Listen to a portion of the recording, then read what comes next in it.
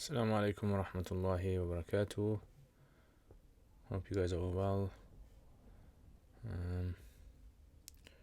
Just let me know if you guys can hear. I'm just gonna try to sort this chat box out.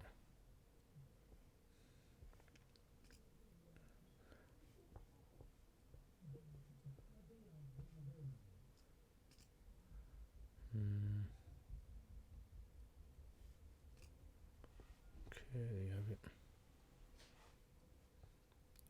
Okay, so yeah, so let me know, inshallah, if you guys can hear.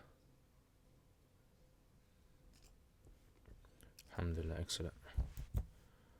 Okay, hopefully just have this chat done. So this chat, basically, the reason why you guys can see in the screen, because I have to do all these different things to try and make it appear. Yeah, there you go. It's up at last. Okay, so alhamdulillah. Wa alaikum assalam wa rahmatullahi wa barakatuh.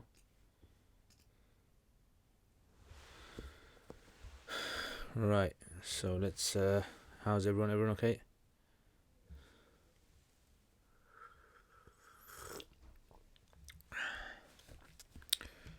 Okay, so let's start with the questions then.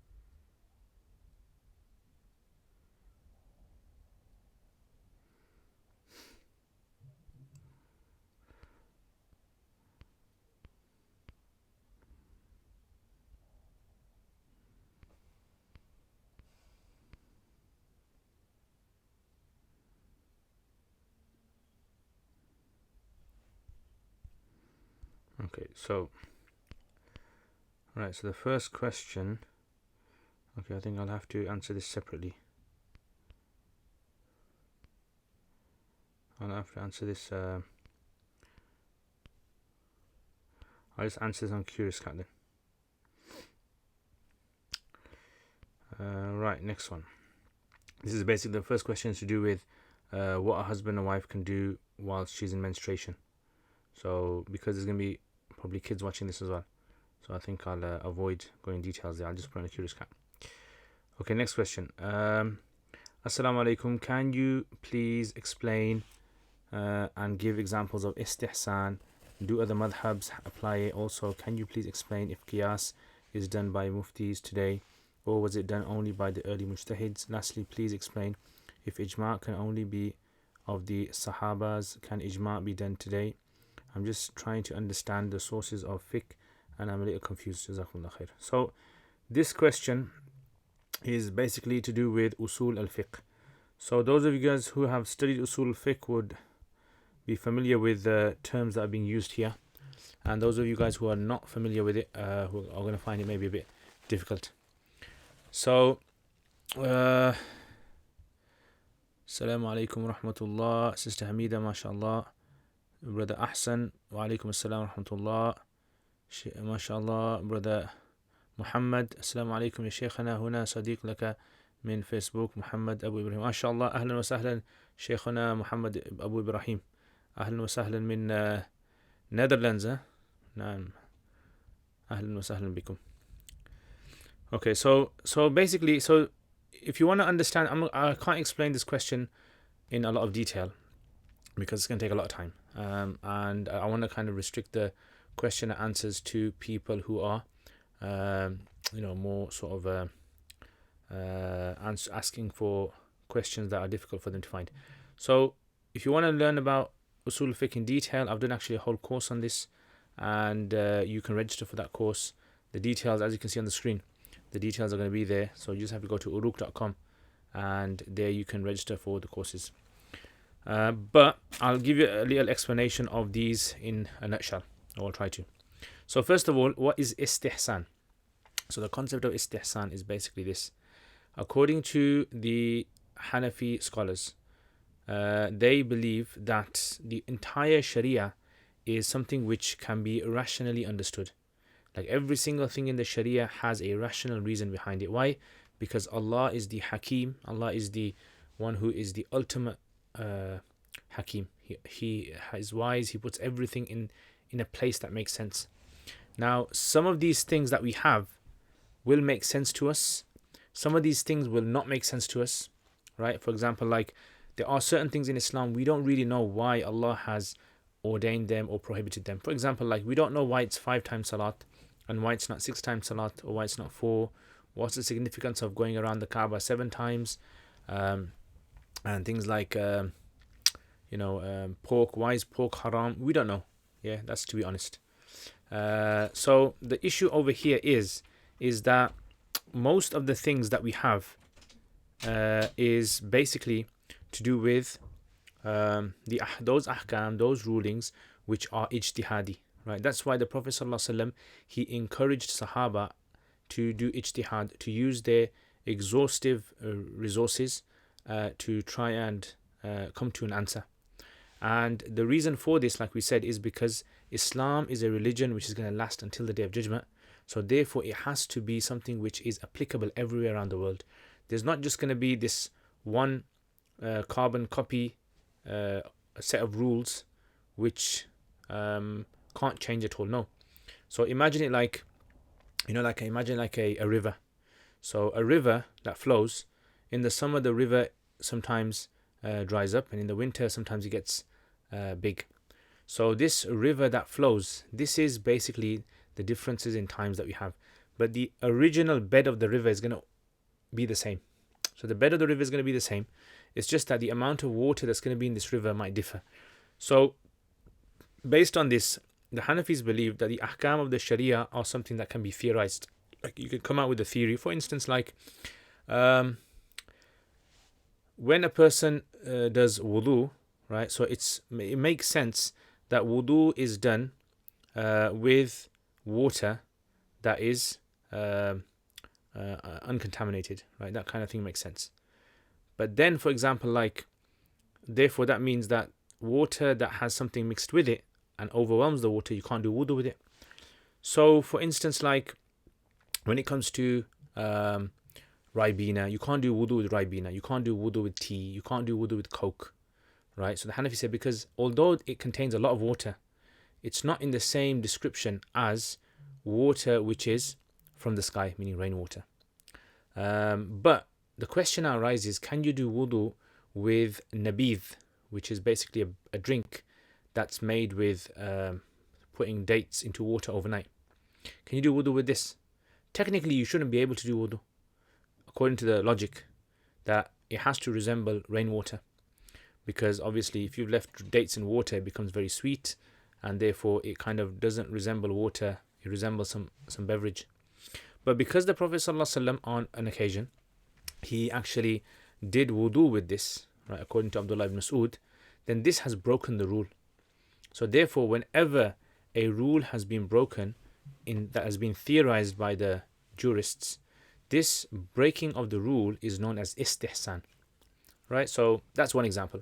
Another example from the Quran even. For example, in the Quran, Allah has prohibited the eating of pork, has prohibited the eating of any animal that has been slaughtered in the name of other than Allah.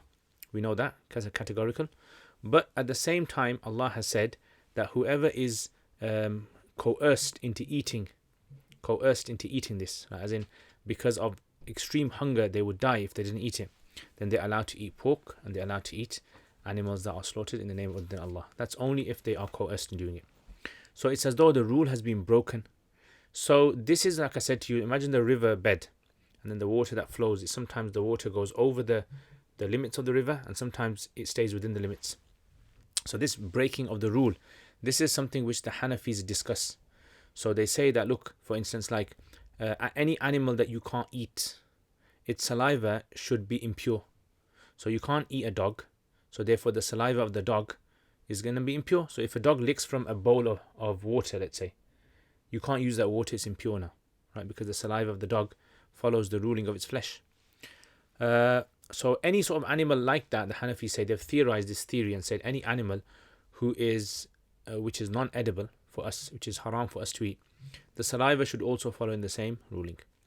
But when it comes to, for example, like a cat, this rule we found, the Prophet ﷺ, he on one occasion was doing wudu and he had a bowl of water and he gave it to the cat and the cat drank it and then he carried on his wudu.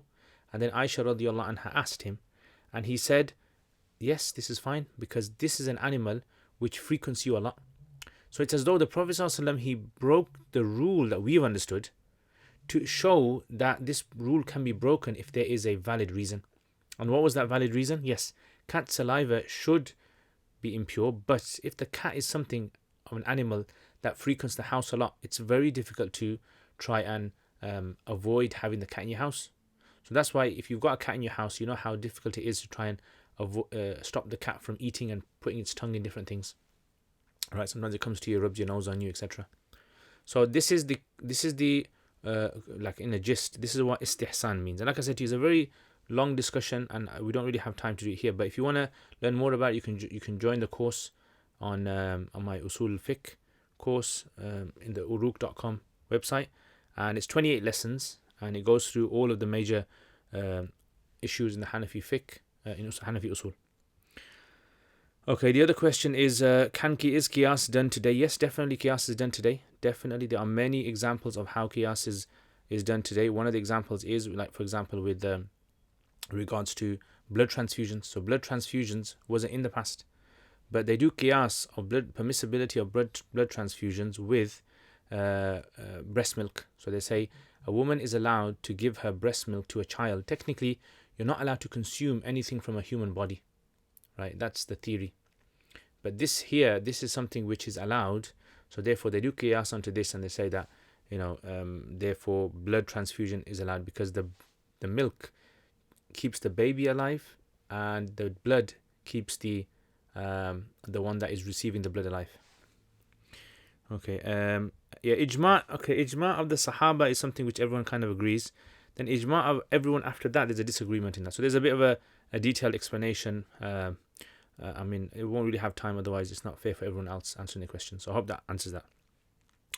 Okay, assalamu alaikum. If a man claims that when he gave his wife talaq, he was not in the senses and his anger made him temporarily insane, would talaq occur? Please, if you can explain the ruling of talaq given by an insane person or temporarily insane person.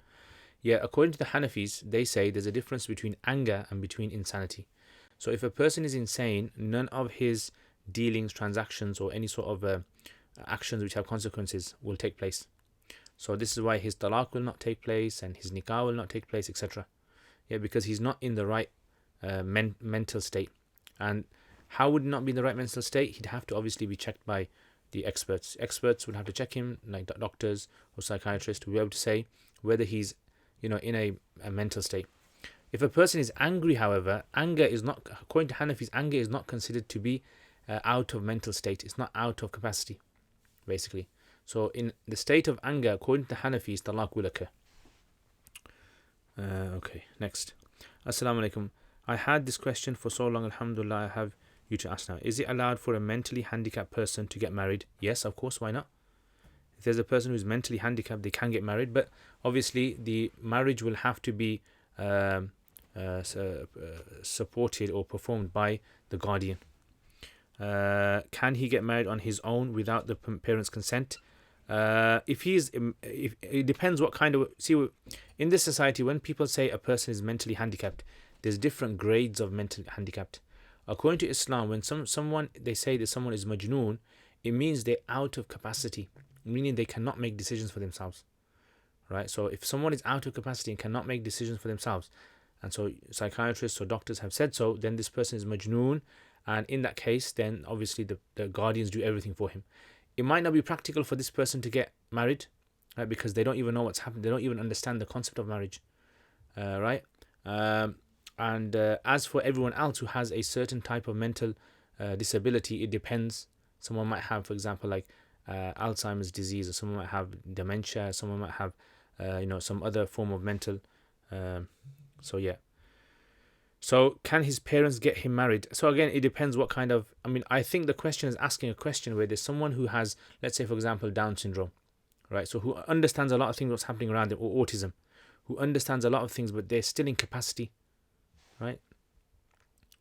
Also, Islamically, who is considered mentally handicapped? Specifically, can an adult with Down syndrome or autism be married?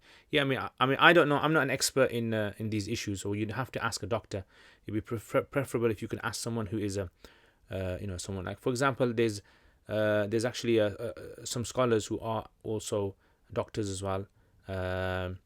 There's on social media, there's also Dr. Rafaqat, from Bradford, who is also a medical doctor by profession as well. So he's an alim and a doctor. There's Sheikh Asim Yusuf, who's actually a psychiatrist as well. So he's an alim and he's also a psychiatrist. If you get in contact with them and you explain the situation, I can give you a general answer, but because this is not my field, I won't be able to go further. I can only speak to a certain limit. Okay, next. Assalamu alaikum. Is co-education allowed in Islam, e.g. studying in a co-education school or university? So a co-education is allowed. Nothing wrong with co-education. The Prophet ﷺ used to teach people in the masjid, and there'd be men there, women there, right? When he taught in the masjid, when he gave khutbah in the masjid, and there were men in the audience and there were women, that's co-education. What Islam encourages is there to be some sort of understanding of segregation, right? So there has to be this idea of understanding of segregation, so that there's like a pure, healthy environment between the men and the women. So yeah, co-education is allowed. However, there has to be this understanding of segregation.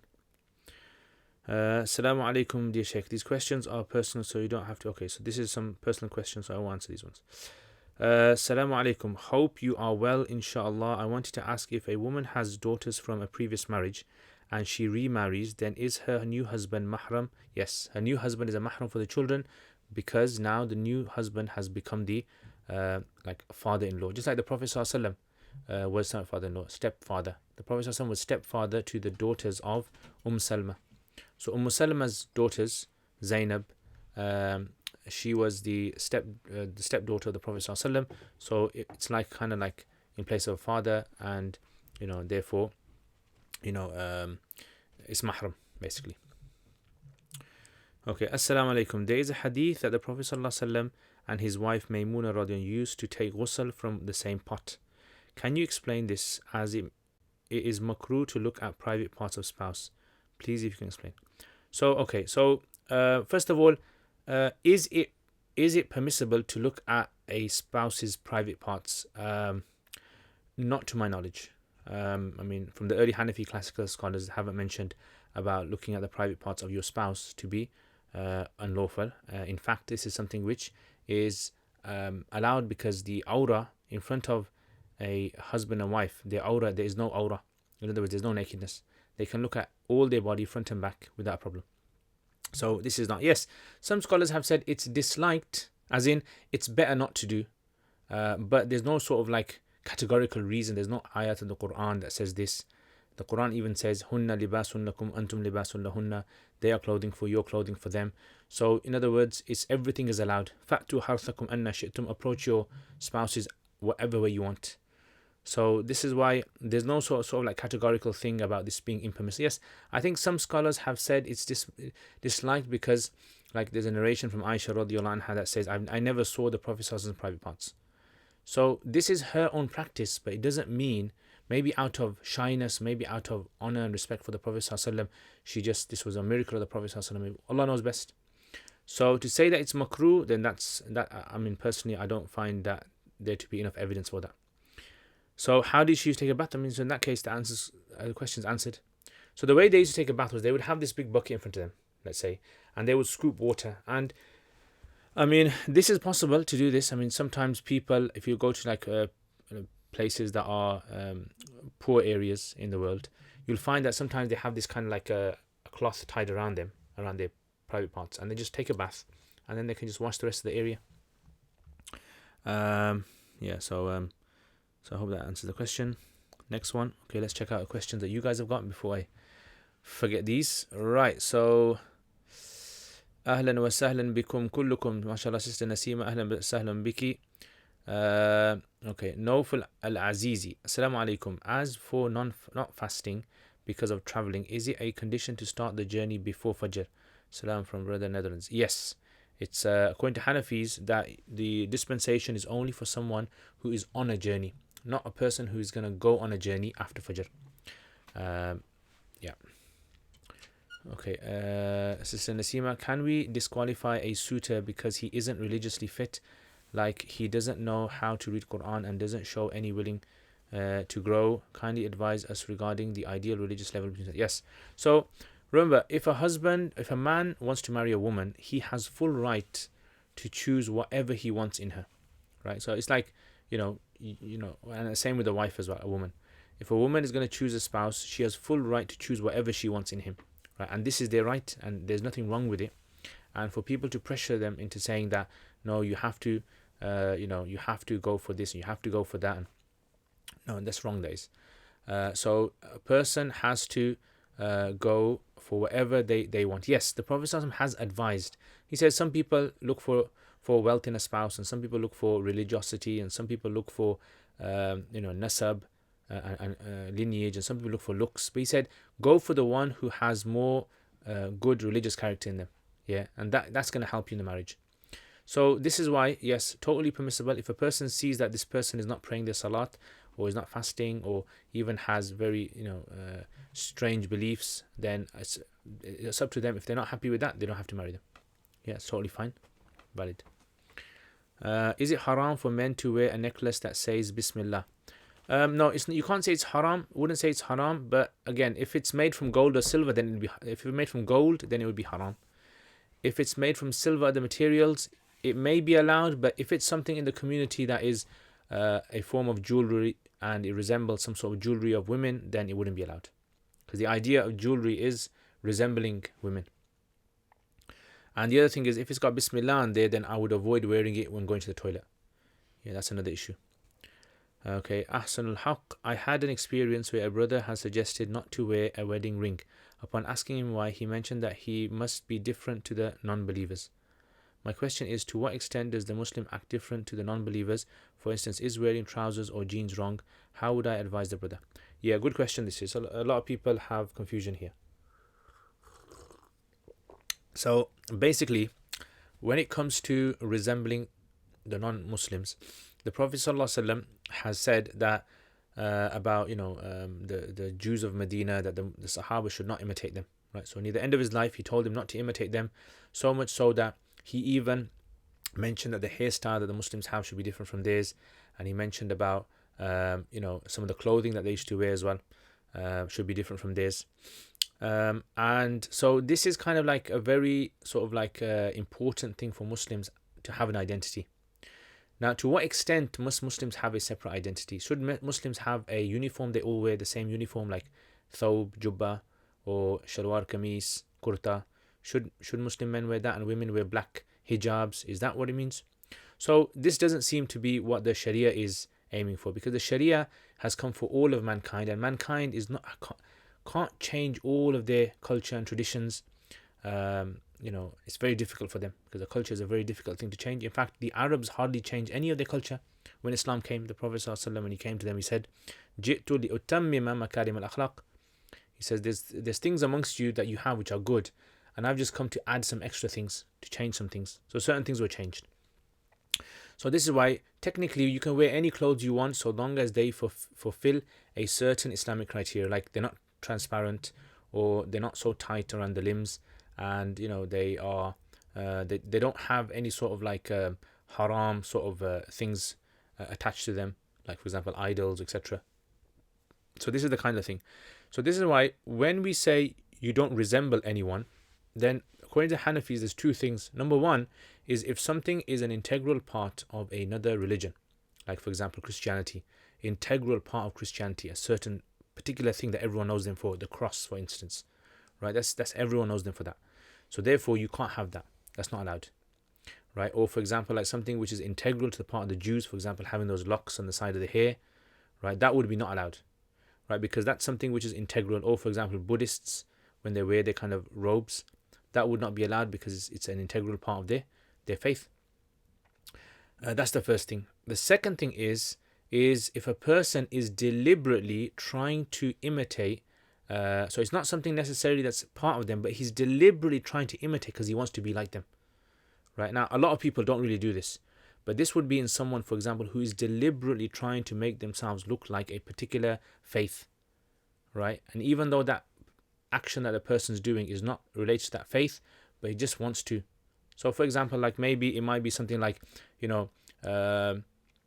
wanting to put your hands together and do this, and you want to be like a particular faith, and not because it's a tradition of everyone, but you just want to kind of, that some people, like, in some cultures they'll say things like, oh, maaf kar, please forgive me, and they do that.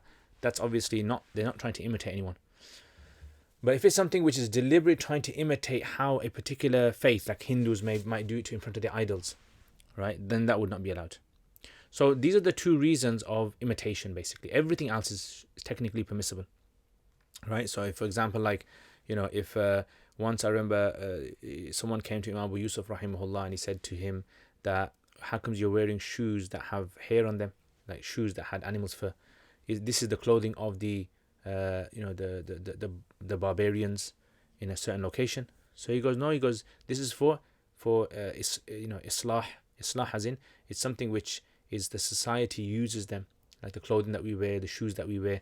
Most of the clothing that we wear are probably come from non-Muslims anyway.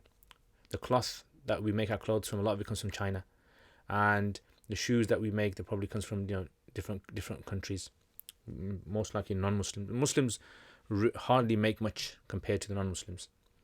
So yeah, so I think that should clarify that.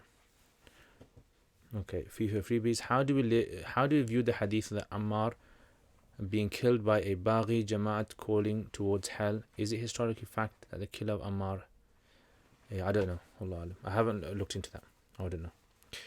Okay, why now? Assalamu alaikum, Mufti Sahab. How are you doing? Well, inshallah. Yes, Jazakumullah khair. Very well, alhamdulillah. I wanted to know, what does this hadith actually mean? Cleanliness is nisful iman. My Ammi used to beat me up every time. Uses it to beat up on me every time the house. Okay. So this is a hadith, a famous hadith. Or even though the wording might not be exactly like that, but the concept is in Islam, which is that cleanliness is nisful iman. So this concept in Islam itself is something that can be seen. For example, like, for you to be a Muslim, you have to pray, and for you to pray, you have to have wudu and you have to have ghusl. So it's as though Islam encourages a person to be clean in everything. Our food has to be clean, our bodies have to be clean. We have to do ritual purification practices. So it's like there's lots of aspects in our religion of cleanliness, right? So if you look in your day, you are spending a certain amount of your day in cleaning yourself. So therefore, it's like, that's the physical cleanliness. And then there's also the spiritual cleanliness as well. So like, for example, the Prophet ﷺ came, yuzakkihim, to purify them. Zakka yuzakki. Yeah, and the Mufassirin say he came to purify them in two ways. One was he came to purify them in their beliefs, and he also came to purify them in their physical practices as well. Yeah, so it's kind of used in that sense. It doesn't necessarily mean that your bed has to be tidy, right? Or your clothes have to be smart. That's not, nisful iman. I mean, maybe, if you want to be extra clean and stuff like that, that's fine. But you can't necessarily say that's what Islam means by it. Okay. Okay. Shanawaz Bukas. Wa alaikum assalam wa rahmatullahi wa barakatuh. Kamran. Wa alaikum assalam wa rahmatullahi wa barakatuh. Okay. So let's look at some questions here. Right. Assalamu alaikum. I have a question regarding musta'mal water. I understand that it's not allowed to use it for purification, and that it is that water that separates from one's limbs, but I don't understand that if someone were to put his hands in a pot of water, wouldn't that water now become musta'mal? Also, if someone sat in a tub of water, would that water now be musta'mal? So this is a good question. This is to do with the concept of ma musta'mal. So ma musta'mal simply means when a person does wudu, for example, and water drips off their limbs, and they were to collect it, let's say they collected it in a bucket, yeah, so water is dripping off, and they're collecting in a bucket, that water that's collected, that's dropped off the limbs, that water is now, what's the ruling of this water? It's called musta'mal, used water. So some of the scholars say it's fine, you can reuse it if you want, someone else can do wudu with it, because no physical impurities has gone into it. It's simply just fallen off the limbs, clean limbs, and it's clean. However, some of the scholars say, look, when you use water to do wudu, or you use water to do ghusl, because you're in a state that you can't pray, that means your body is like spiritually unclean. When you do wudu, now you become spiritually clean. So if you've become spiritually clean, clearly that spiritual impurity has gone somewhere. So where has it gone? So it has to have gone into the water. So this is why they say that this water now, like the Prophet ﷺ said, that when a person does their wudu and washes their face, all the sins that their face committed will fall off into the water and go into the water. And all the water that they used to wash the hands will go off with the hands. So the sins are going somewhere. So this is why the Hanafis have said this water is musta'mal. Now, when they say it's musta'mal, there's like a whole ikhtilaf amongst the Hanafis as to what's the grading of the water now. Is it clean? Is it unclean? Like, is it impure? Is it like urine? Like, what is it? So some say that it is, sometimes it's not. The more predominant opinion that's been taken by most of the Hanafis is the water is clean, but it can't be used again for wudu and ghusl, these two things. You can't reuse it. This is basically what we call al-ma al-musta'mal. So that's musta'mal. Now, so the question is asking, if a person's got, let's say, a vessel of water and they're dipping their hands into it and taking the water and using it.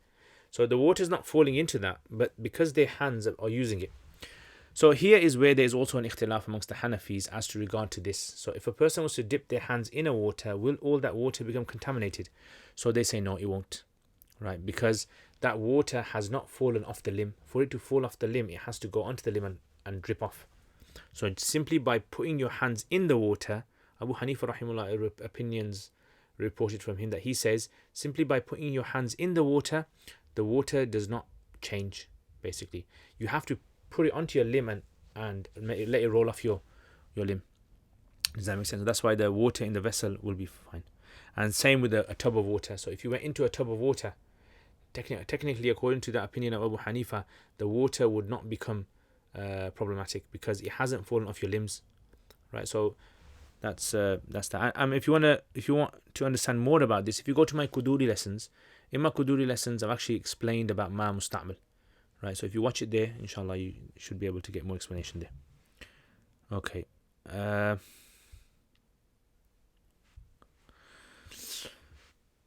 Okay, so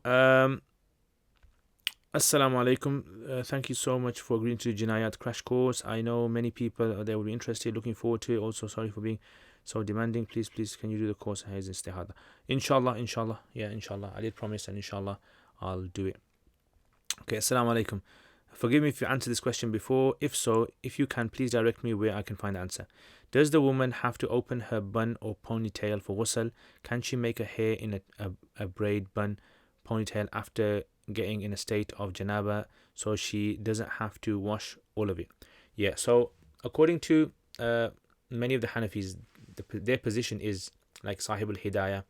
Their position is that if a woman needs to do ghusl, she doesn't have to wash her hair, irrespective of whether the hair is plaited or unplaited, as long as she gets water into the scalp, as long as she gets water into the roots of her hair, the scalp, then her ghusl is done. She doesn't have to wash the rest of her hair.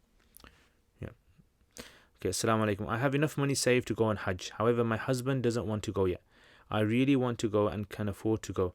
What is the ruling of Hajj on me? Is it mandatory? Could I go with a group without mahram? So according to the Hanafis, if a woman has enough money to go for Hajj, but she doesn't have a mahram to go with, then she doesn't have to go Hajj. Hajj is not necessary on her. So it only becomes necessary on her with two conditions. Number one is she has the means, and number two is she has a mahram to go with her. So therefore, in your case, Hajj will not be necessary on you. And however, according to the Shafis and Malikis, she can go with a group of women, but not the Hanafis. Okay, Assalamu alaikum. Is circumcision for males sunnah or mustahab? It's considered sunnah mu'akkada according to the Hanafis. If an adult man has not had it done, what should he do? So the ruling would be that if an adult man has not had it done, then he should try his best to get it done, unless for some medical reason he can't have it done. And nowadays the procedures are very simple. It's something that you can go to a hospital, you can ask them, and they'll be able to get it done for you, and it's almost painless, you can say. What's the ruling of circumcision for females in Islam? So according to the Hanafis, there is no ruling for it. It's not an Islamic thing. So the Hanafis say it's not an Islamic thing. It's just a custom of the Arabs that they had before Islam, and the Prophet ﷺ, he didn't prohibit it, but he just said to the people that did it, he said to them, make sure you don't abuse this, meaning make sure you don't cut off too much of it. So it's basically a small filament which is on top of the clitoris, and that's simply just cut and removed. That's all it is, small film of skin. But according to Hanafis, it's not an Islamic thing, right? So this is, and according to other madhabs, they have their own opinions, but I can just speak from a Hanafi point of view. Okay, next question. Idris Shah Sahib, have you read the book Ma La Budda Minhu of Qadi Sanaullah? Yes. Do you have to follow a certain madhab? So madhab ones, I'm not going to answer those because I've done a whole series, a crash course on this, and I think I've answered this many times. So if you check out the previous videos, I've also explained it over there as well. So you can check out my crash course on madhabs. I've done three episodes, inshallah. Are you drinking kahwa? I'm drinking actually this, I don't know what it's called. Yeah, you know, somf.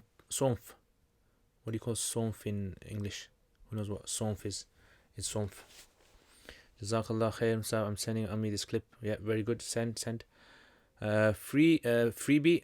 How do you understand the hadith where the Prophet ﷺ asked the slave girl, where is Allah? She replies, Fis sama.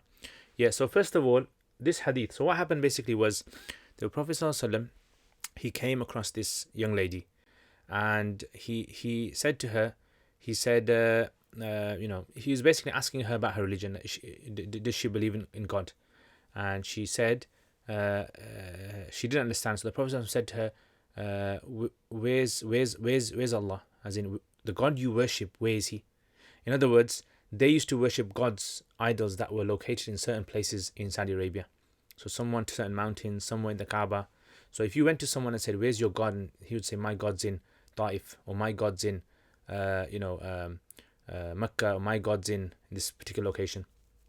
So he asked her, where's your God? As in, do you believe in shirk?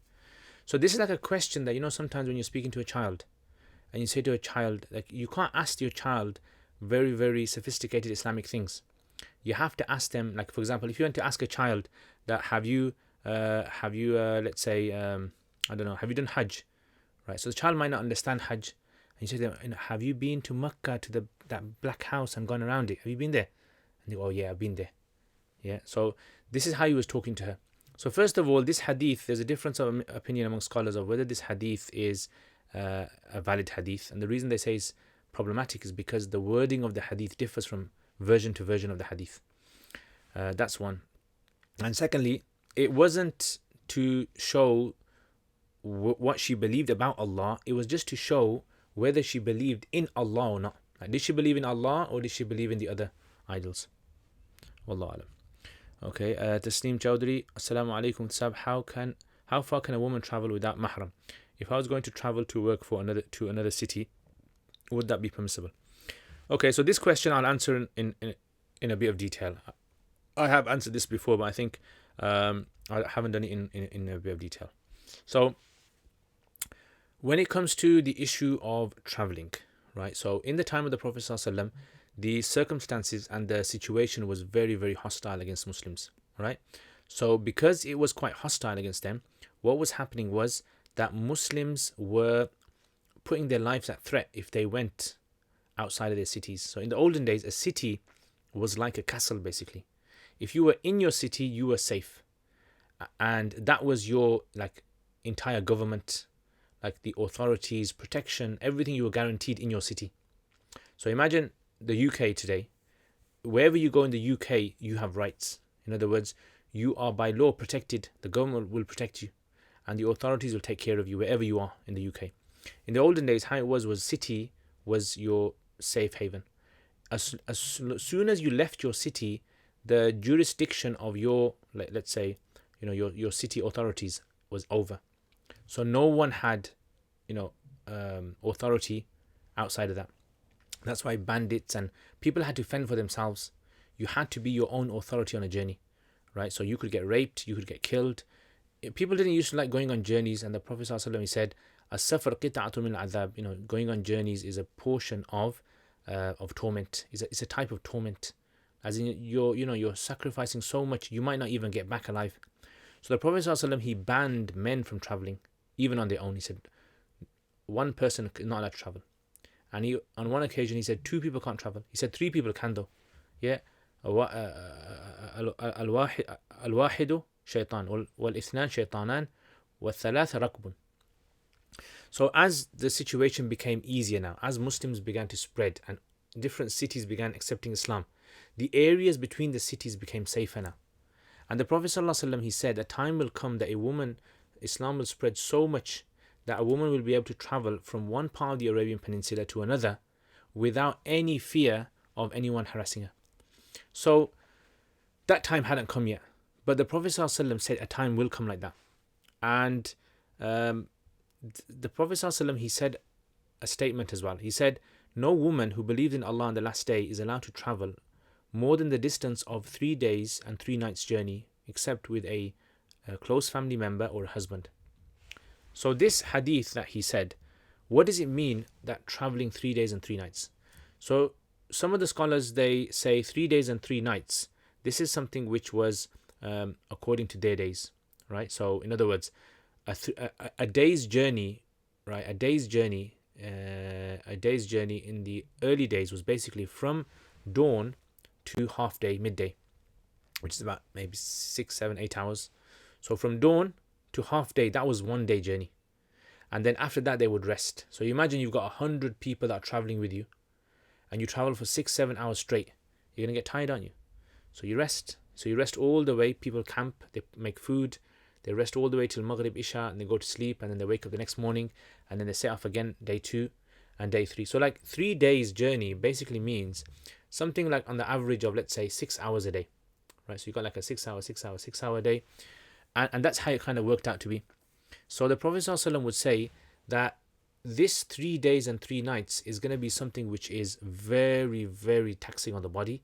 It's going to be putting people into danger, and that's why he was saying no woman is allowed to travel unless she's going to travel with her. Because now if she's going to go on her own, something might happen to her on the way. If she goes with other men, she might get raped, she might get harassed.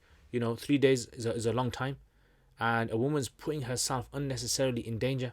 So he was very careful about women being protected. The Prophet ﷺ was. That's why he had these, rules in place for the women. And like, for example, when the salat would finish, the women would pray behind the men, and he would say to the men, "You guys wait, let the women leave, and then you leave after them."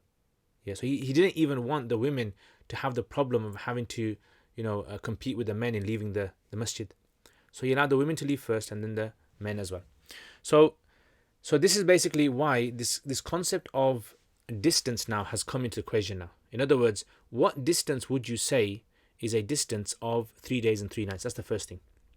So some scholars, they began to use like the average sort of like time in the year. So they Ibn Abidin rahimahullah, he says you look in April and you look in October. So April, October is where the day and night are roughly the same. So you kind of work out the time between sunrise and between half day, right? You work that out, and then you multiply that by 3, and then that gives you a distance. So let's say in the UK, it works roughly around about 40 something miles. So 48, the scholars have given 48 in the past, so they kind of stuck with 48. But the 48 isn't something necessary. Like this 48 number is not from the Prophet ﷺ, right? This is an opinion which has been formulated by trying to understand this 3-day concept, right? So let's say, I think it's about 5.5 days, 5.5 days, 5.5 days, something like that, right? So it kind of works out to be, let's say, how much is it? 5 and a bit, which works out to about 16.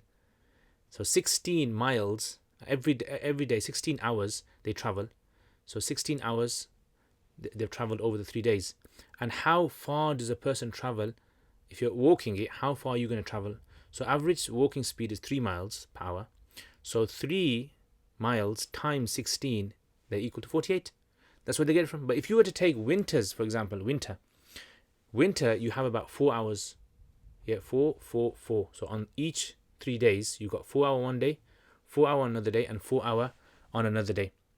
And so this issue, it works out to 12 miles then.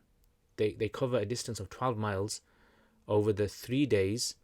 12 hours over the 3 days. And then how long? Then you multiply by 3. The reason 3 is the average speed of human walking. So 3 times 12 is equal to 36.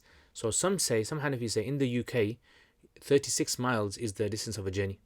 And then some people use the summer, right? In the summer, the time is like 8 hours. So 8, 8, 8. So 8 times 3 is equal to 24. Then 24 times 3, yeah, which is, how much is that?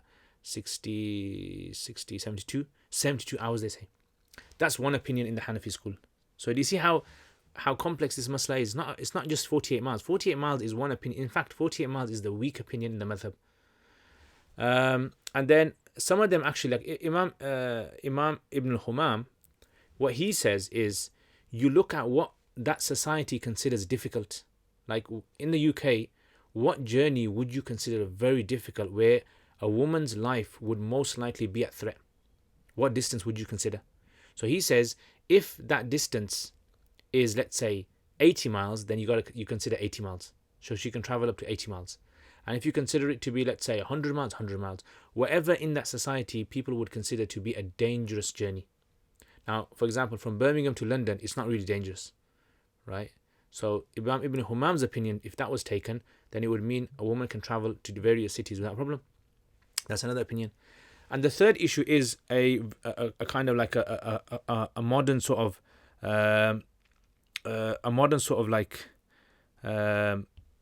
issue which is has arisen, which is the concept of safety in society now.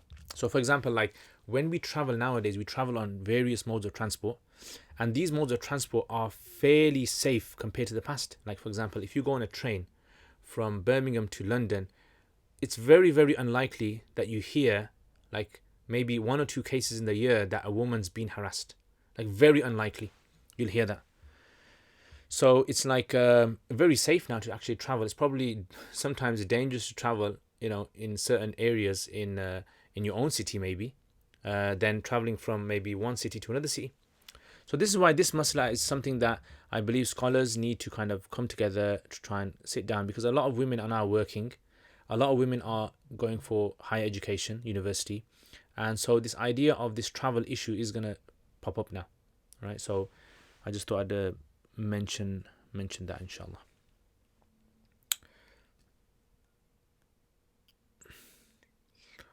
Okay, next.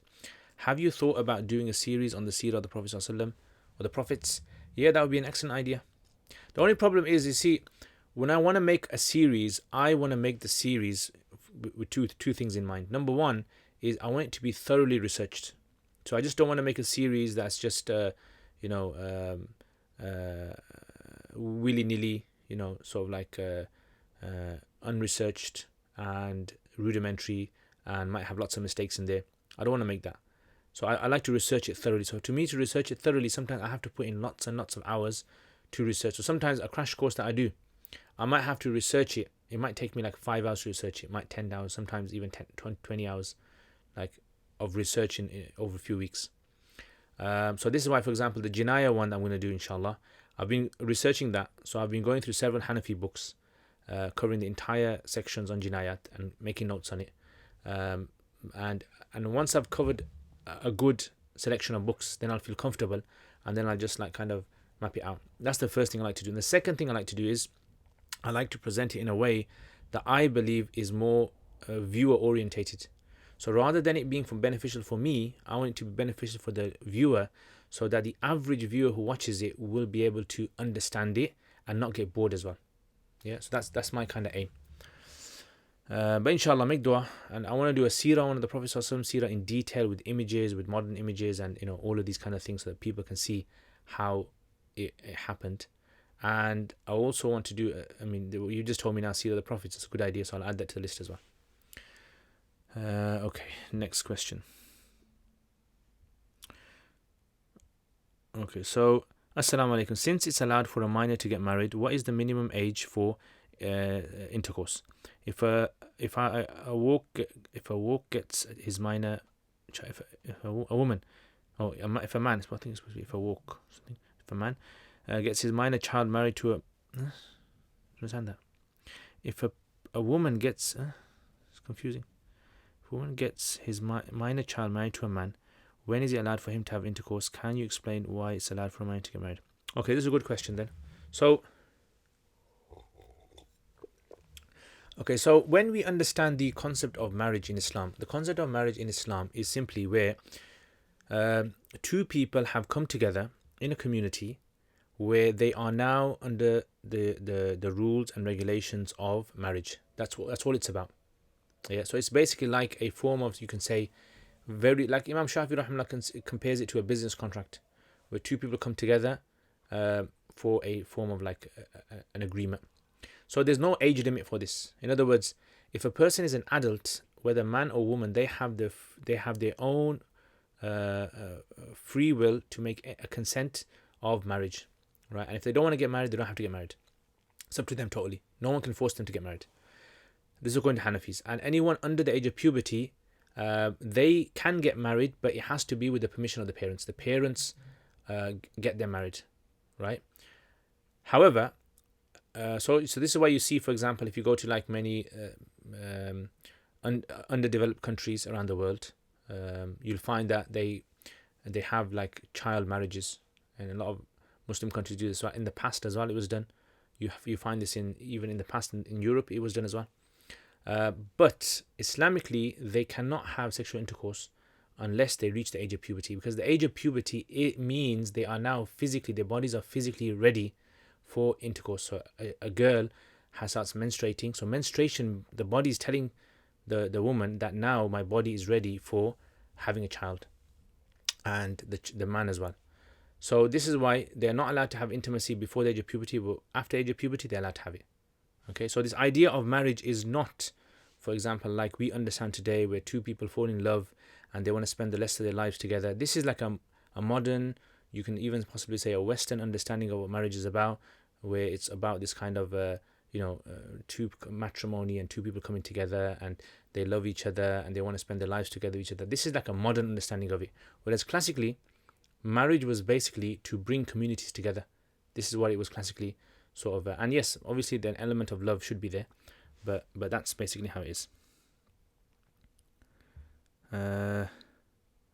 Okay, I didn't understand one of the answers you gave in last session. If a woman is going with her family to Mecca, but she has her menstruation and knows that she will not get pure during her days there, she will enter miqat without ihram and give them for doing so, even if she doesn't have intention of doing Umrah. Okay, so if a woman, so I think you misunderstood what I said. So if any man or woman that are going for Mecca, they have to go into ihram. They must, unless they're going for some other business purpose, they must go in ihram. And even if a woman's menstruating, she still goes in ihram. Ihram does not contradict menstruation, right? This is a misconception that many women have. It doesn't contradict it. You can still go in ihram, right? And ihram simply means a state where you make the talbiyah, labbaik Allahumma labbaik, labbaik la sharika lak labbaik, innal hamda wa ni'ma laka wal mulk la sharika lak. So you go into the miqat, you go into Makkah, you do everything else, but the only thing you can't do is go into the masjid. You can't do tawaf. And once your menstruation finishes, then you go into the masjid, then you do tawaf, it's fine. If you know you're going to leave without having to be able to do your tawaf, then you break the rule, you go into the masjid, you do tawaf, and then you give dam. Yeah, you give money for a sacrificial animal to be slaughtered. And that's it. Khalas, it's like basically like sajda sahu. So in salat where you make sajda sahu, where you made a mistake, that's what it's like. So the sajda sahu makes up for any mistakes that you made in your salat. Right, so that's how it's done. And you mentioned she'll enter the masjid and do Umrah and give them. Is this when she entered the miqat with ihram? Yes. and never got pure from the menstruation, and now she'll perform Umrah in the state of menstruation? Yes. Okay, Salam. Can you mention the rights of a neighbor? Yeah, so rights of a neighbor, there isn't like a list of rights of a neighbor. You know, when Hadith mentioned there's a rights of a neighbor, we don't have like a list. It's based upon society as well. As in, the rights of the neighbor would be something that socially you understand what your neighbor needs, right? For example, you don't harm them, you don't make too much noise annoying them, you regularly ask how they are. These are the kind of things. So sometimes when the Prophet ﷺ mentions about, you know, people have rights over one another, you'll tend to find he doesn't go through a whole list of what the rights are. It's usually what the society kind of understand of the rights of the neighbor. Okay, Assalamu alaikum.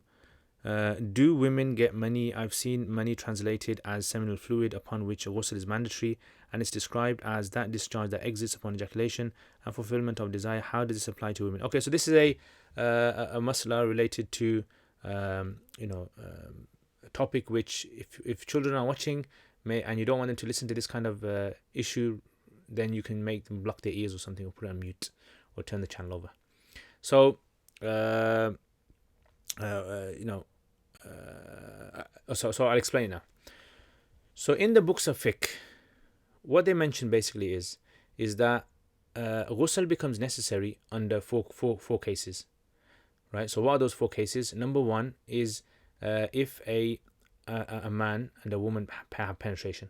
So if they penetrate into the vagina, ghusl becomes necessary. Number two is if the man or the woman, this is the wording they use, they release semen with a force, with pressure, with some force and desire, whether they're awake or asleep. That's the kind of definition they come out with. Now you see, this is problematic because for a man, okay, it's understandable. A man, in most cases, when he has an orgasm, he ejaculates and semen comes out. Whereas for a woman, this isn't always the case. So how do we explain this then? So what the early scholars seem to have an issue with was trying to explain what the issue of the orgasm is, as in how it can be defined. It's a very difficult thing to define. I mean, if a person was to define it as being a pleasurable feeling that a person gets, that could differ from one person to the other. So they're trying to keep it as as defined as possible in wording. So this is why generally the gist of this sentence, what it means, is not necessarily that something has to come out of the woman. They say, some of the books mention, because they raise this argument later on, and they say, but a woman doesn't always have any sort of fluid coming out of her vagina when she has an orgasm. And they say maybe it's something which is inside. In other words, the fluid which is released inside and it doesn't always come out, right? So the best way to understand it is you just leave it to the discretion of the person. So the desire for the man is something clearly that can be sensed by the man, which is a form of ejaculation, seminal fluid coming out. And for the woman, you just leave it to the woman and say, when she understands that she had an orgasm, then but like I said, the first thing that necessitates ghusl is penetration. So if penetration has occurred, then therefore there is no need to investigate orgasm. Orgasm would only be needed if the couple or the person was fulfilling their desire without penetration, like for example through masturbation or through some other means. That's the only time when this masla would arise.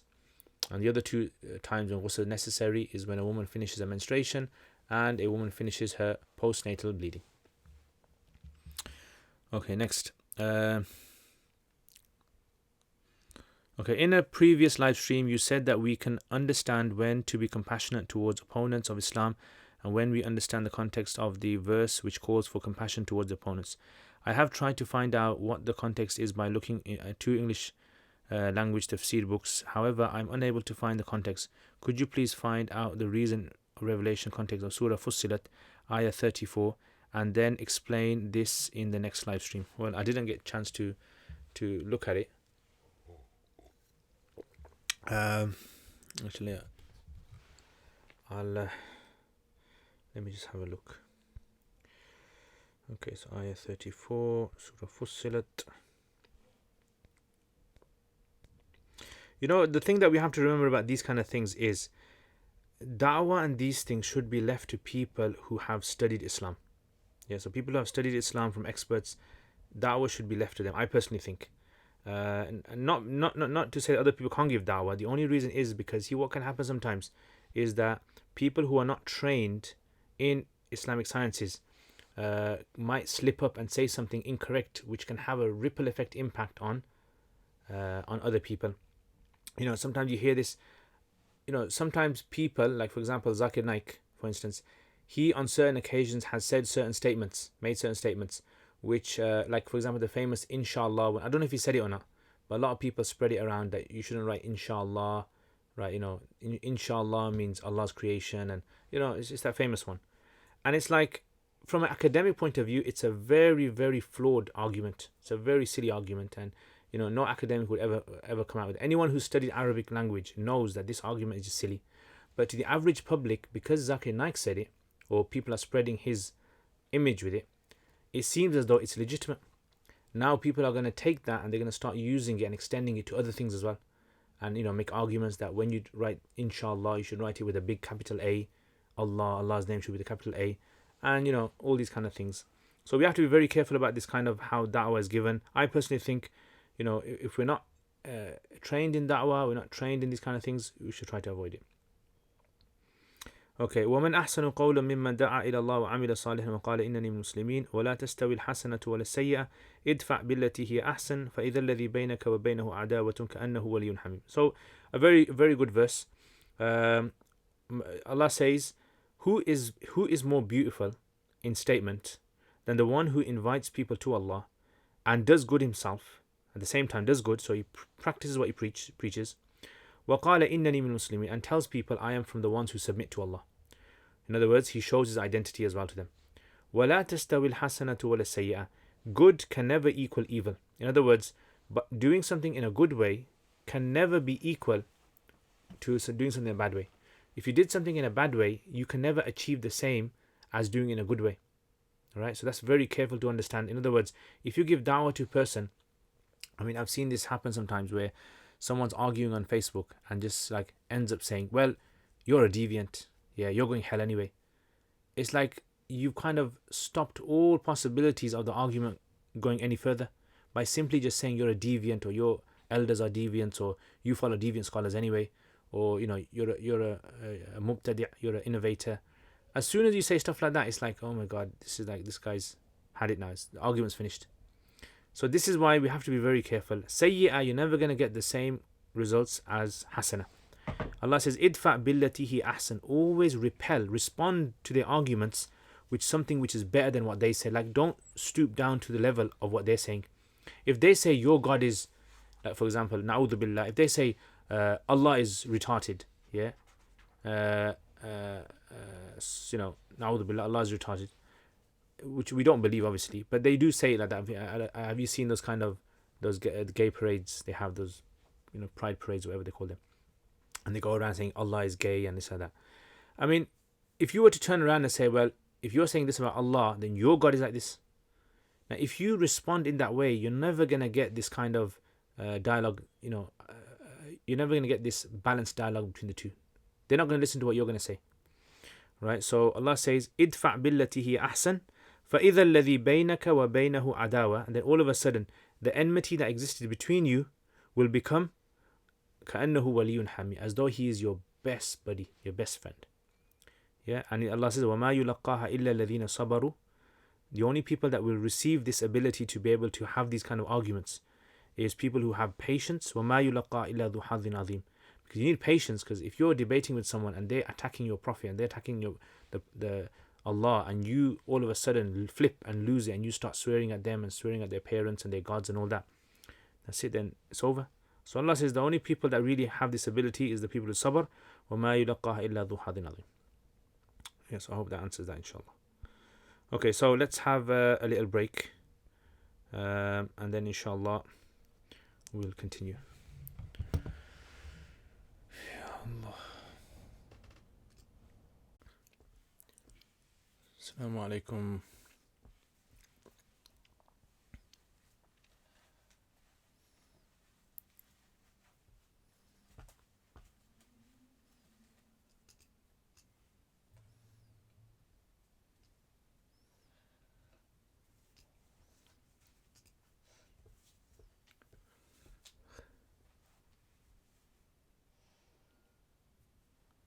Assalamu alaikum wa rahmatullah.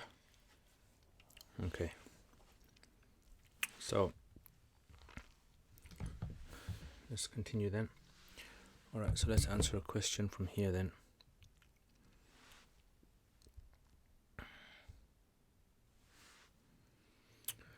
So we know that the importance of eating halal meat in Islam and how it can have an effect on our iman, etc. But some people just get too carried away. I got asked today, if a certain brand of coffee is halal, what would be your advice to strike a balance between being careful and just going crazy? Yeah, I mean, this is something which is kind of like very problematic in our community as well, where we have people who they go a bit overboard with trying to understand Islam themselves. And the biggest problem I say is people are not taking out time to practically learn Islam. So I mean, answering these questions at live streams is a good thing, but I would advise people not to just rely upon this as a way of learning about Islam. If you're really serious, then I would suggest that you start a structured system of learning about Islam, maybe attending classes, and I don't know, some circles or whatever, or start reading more books and get in contact with experts. That's the best way you're going to understand Islam. So first of all, when it comes to eating, the Quran is very, very clear about there's certain things Muslims cannot eat. And this is something that we call the halal, right? So pork you cannot eat. Animals that have been slaughtered in other than the name of Allah cannot be eaten. Blood that spurts out from an animal when it's cut cannot be consumed. These are three things that categorically everyone agrees cannot be consumed. Besides this, the Prophet ﷺ has also mentioned animals that are predatorial, they cannot be eaten as well, right? Some scholars differ in this regarding the predatorial animal one, but generally most of them say you can't eat those. Now the Quran uses the word halalan and then uses the word tayyiban, something which is tayyib. And if you look in the books of tafsir, under the word tayyib, they'll mention various different meanings of what tayyib means. Some say tayyib is just an emphasis for halal. It's like saying halal twice. And some say no, the tayyib actually means something which is pure, it's clean. And some say that it's tayyib is something that's wholesome, good for your body, etc. So there's various opinions. And so it's like you can say that there's two levels of eating. One is the bare minimum foundations of eating, that you must ensure that your food is not one of these categories that was mentioned. As in, it's not pork, it's not animal slaughtered in the name other than Allah, it's not predatorial, and so forth.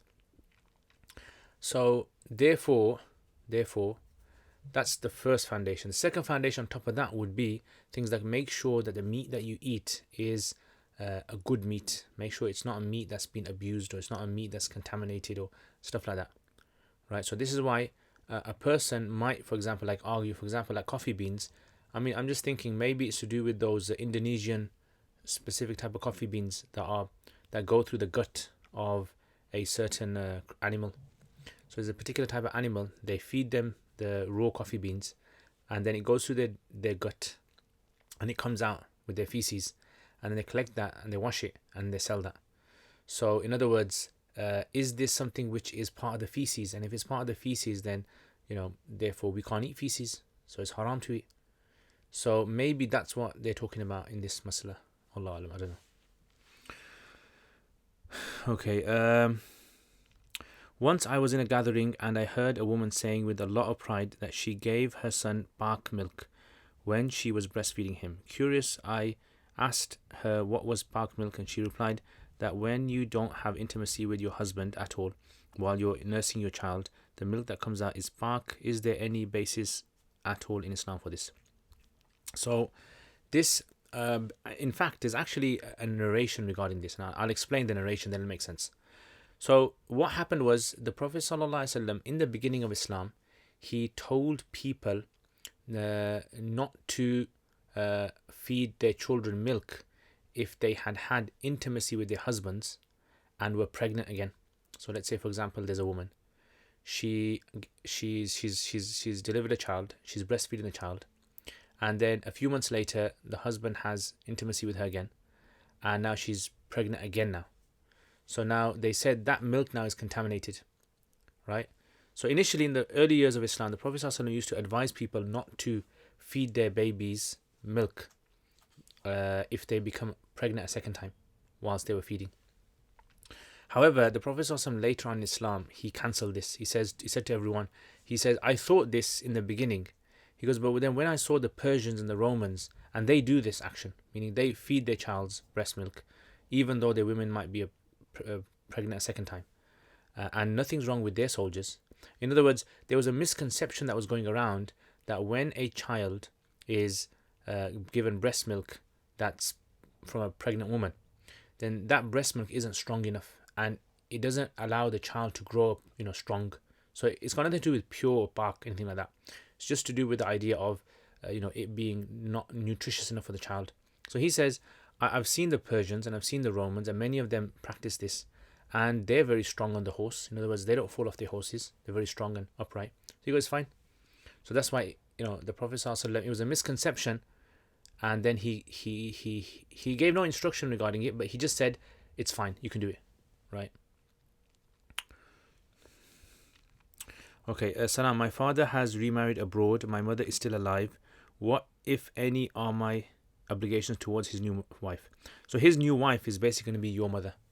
So you have to respect her as well, right? So, respect. Well, obviously, the respect that you show to your biological mother is going to be greater. But you still have to show her respect of being your stepmother, your father's wife. And therefore, she's your mahram as well, etc. Okay, check out your questions here then. Okay, Shah Nawaz. That one day or so between after getting married and walima, when the girl goes to stay with her husband, and walima is the next day or so, I have heard that must have sexual intercourse. Okay, so this is to do with the idea of walima. So according to the Arabs before Islam, like when you did a party for someone, like a dinner, the dinners had different sort of they had different names. So for example, like if a child was born, the dinner that they used to do a few days later was known as the I think it was the aqiqah or something. I can't remember the exact name for it, but it's similar to aqiqah. And a dinner that was done for after marriage was called walima. But they would say it's only walima if intimacy has taken place, meaning husband and wife have married, they've been alone together, they've had intimacy, and then the food that they share with the people, they give to the people, the community, they would call that walima. So technically Arabs would never call a walima a food that was pre-intimacy, right? So this is why I think this idea must be, I think that's just exaggeration. Walima, I mean, there doesn't have to be intimacy necessarily, but it's if you want to kind of fit in with that Arab culture, then okay. But otherwise, feeding people after the marriage would be fine. Yeah, that would suffice. If a mahram refused to go for Hajj, would he be sinful if he has no valid excuse? In other words, is it his responsibility to make sure that the woman in his family do Hajj? No, it's not.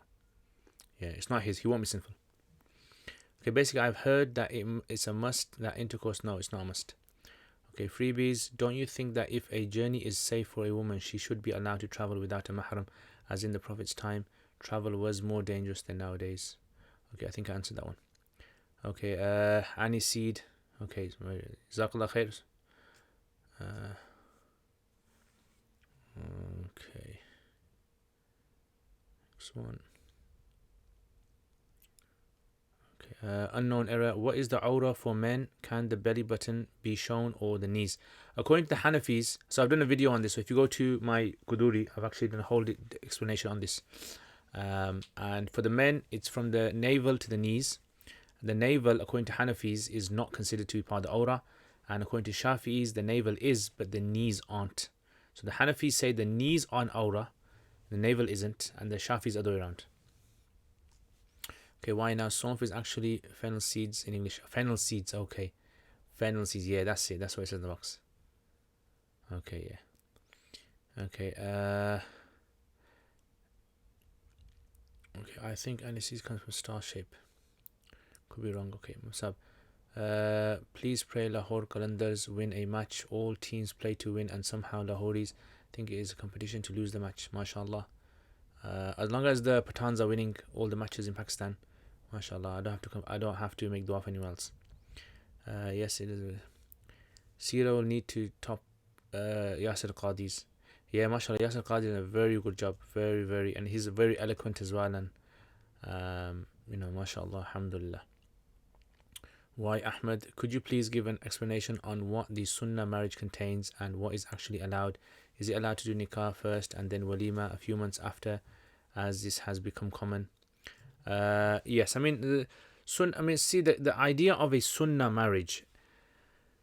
We live in a society today where we have this idea of there has to be a Sunnah for everything. Yeah, and this is not really kind of the way we go about it. Right, and because there's no sunnah for driving a car, there's no sunnah for getting a job, there's no sunnah for building a house. All these kind of things is just the way that you do it.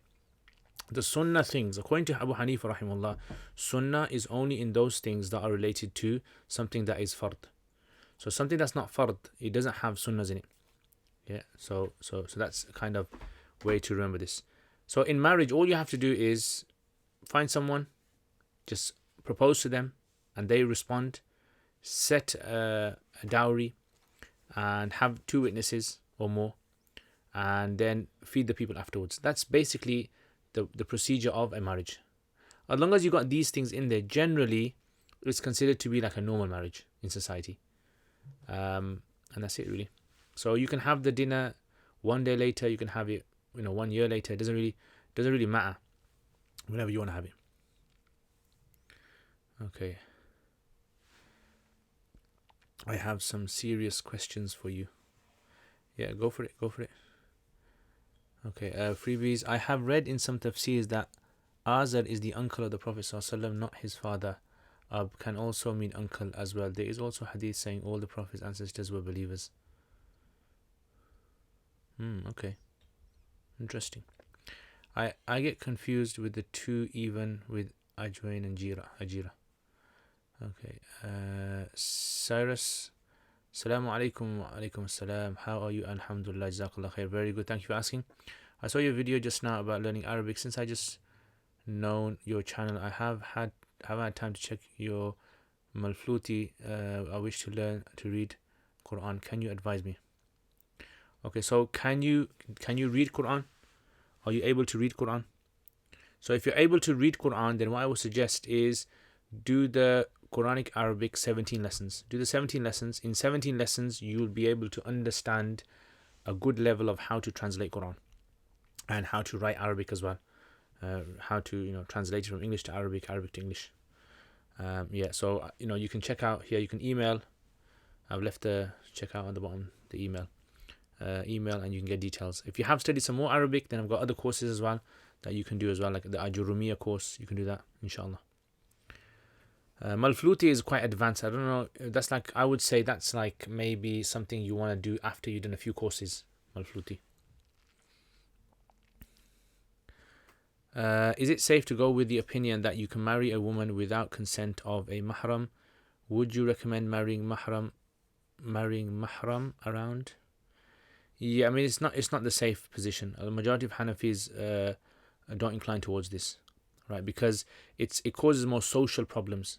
Because generally women are more soft, more you can say easily duped by men, and then the man will promise so many things, and the woman will think, what, he's my hero, and he's gonna stay with me my whole life, and then what happens is the guy turns around and leaves her, and then she's left without, a family doesn't want to even know her because she got married without their permission.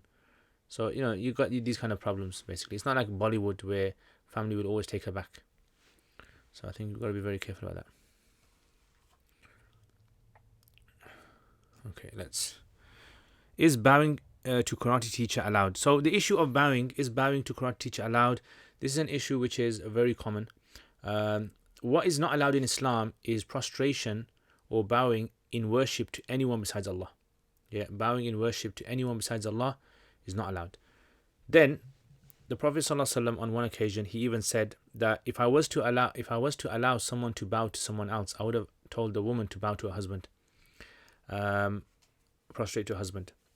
So this idea of bowing, so on one side we have these narrations that prohibit bowing to anyone besides Allah in an act of worship. But what if it's not in an act of worship? So some scholars say that not allowed, because there's still the idea of bowing is generally considered to be out of worship. And this was in them days when bowing was considered to be like a form of worship. People used to worship their leaders or worship idols, etc., and they would bow out of respect for them. So now in many places, bowing, this kind of religious element has been taken away, and the bowing is just symbolic of respect. So would this be allowed? So I mean, it's very difficult to say. Some scholars would say it's not allowed totally, because if bowing is not allowed, and bowing is technically originally considered to be something which is a part of worship, because in salat we do bowing, and so it still resembles a part of worship. And some scholars would say in karate and martial arts there would be scope for it. But I know I've spoken to a lot of people that do these kind of martial arts which involves a lot of bowing, and they said a lot of the times we can tell the senseis or the tutors, we can tell them, look, is it okay if we don't bow? And they allow them. And some are strict. So I would say, if someone was to take the opinion that a small amount of bowing was done out of respect, then there'd be scope for that, I would say. Okay, so someone's asked a question. I'll answer this separately. So I'll just read the whole thing to you guys. So someone said, Assalamu alaikum, I wanted some advice on improve my Arabic vocab, also speaking. Also, how did you reach the level of Arabic you are at despite you studying in Pakistan where not much focus is on Arabic writing, speaking? So basically, when I studied in Pakistan, it's students are all different, right? So it's all about the students, like they say, students' shauq and passion. My passion was in Arabic because I didn't know Urdu that much.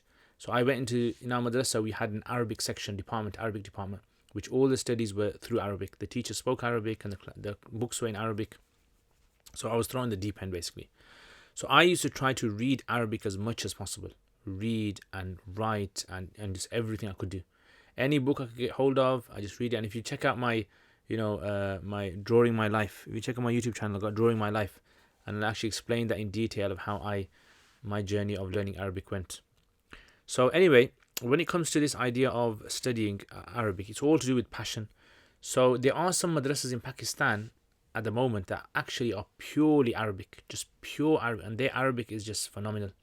Right? They speak Arabic Fusha better than many Arabs I know. Yeah, and they can just like on the spot, men and women as well. Right? There's men madrasas, there's women madrasas, and they've got this syllabus in place where the Arabic is excellent. And they've actually got places from the nursery up all the way to college. It's in Arabic. So then they've said, I've studied for... So I asked them, what have you studied so far and for how long? And they said, I've studied for 2 years in terms of Nahu, Durus al-Lugha al-Arabiya, Jami' Durus al-Lugha al-Arabiya, Izhar al-Asrar. And then I said, what have you studied in Adab? And they said, in Adab, I've studied Diwan al-Shafi'i, Arabiya Bain Yadayk, selection of Jawahir al-Adab, selections from Surah min Hayat al-Sahaba. So I responded and said, so what you need to do is follow the following for the next 6 months. Number 1, read an entire book of adab, whichever one you want, maybe a page a day. Number 2 is after every reading session, write down everything you can recall. And number 3, after a week, using the words you've learnt, write an A4 page on any topic that interests you, like a walk in the park or anything like that. Doing this will drastically improve your Arabic skills and comprehension writing. So their question was, beautiful idea. So is it possible that I send paper to you after I write it? Now, the thing is, you can send a paper to me, but it's all depending on my availability, my time. So sometimes I'm so bogged down with all my work that I don't find chance to reply to WhatsApp messages or emails. And so it can sometimes end up, a week later, 2 weeks later, I respond. And then having to go through each one might take me a bit of time, as in pointing out the corrections. So, I mean, it's going to be difficult for me. Right, so I don't usually do this unless it's something which is a student that's already studying with me. So that's something which might be difficult. But you can send it. I mean, if I do get a chance, I can go through, and if I don't, then you'll have to forgive me. Okay, in Kitab al-Rahan in Quduri, there's a mas'ala which I don't understand. It's under Halakun Nama al-Rahan. There's an example mentioned in Lubab, but I don't understand. Can you break it down for me?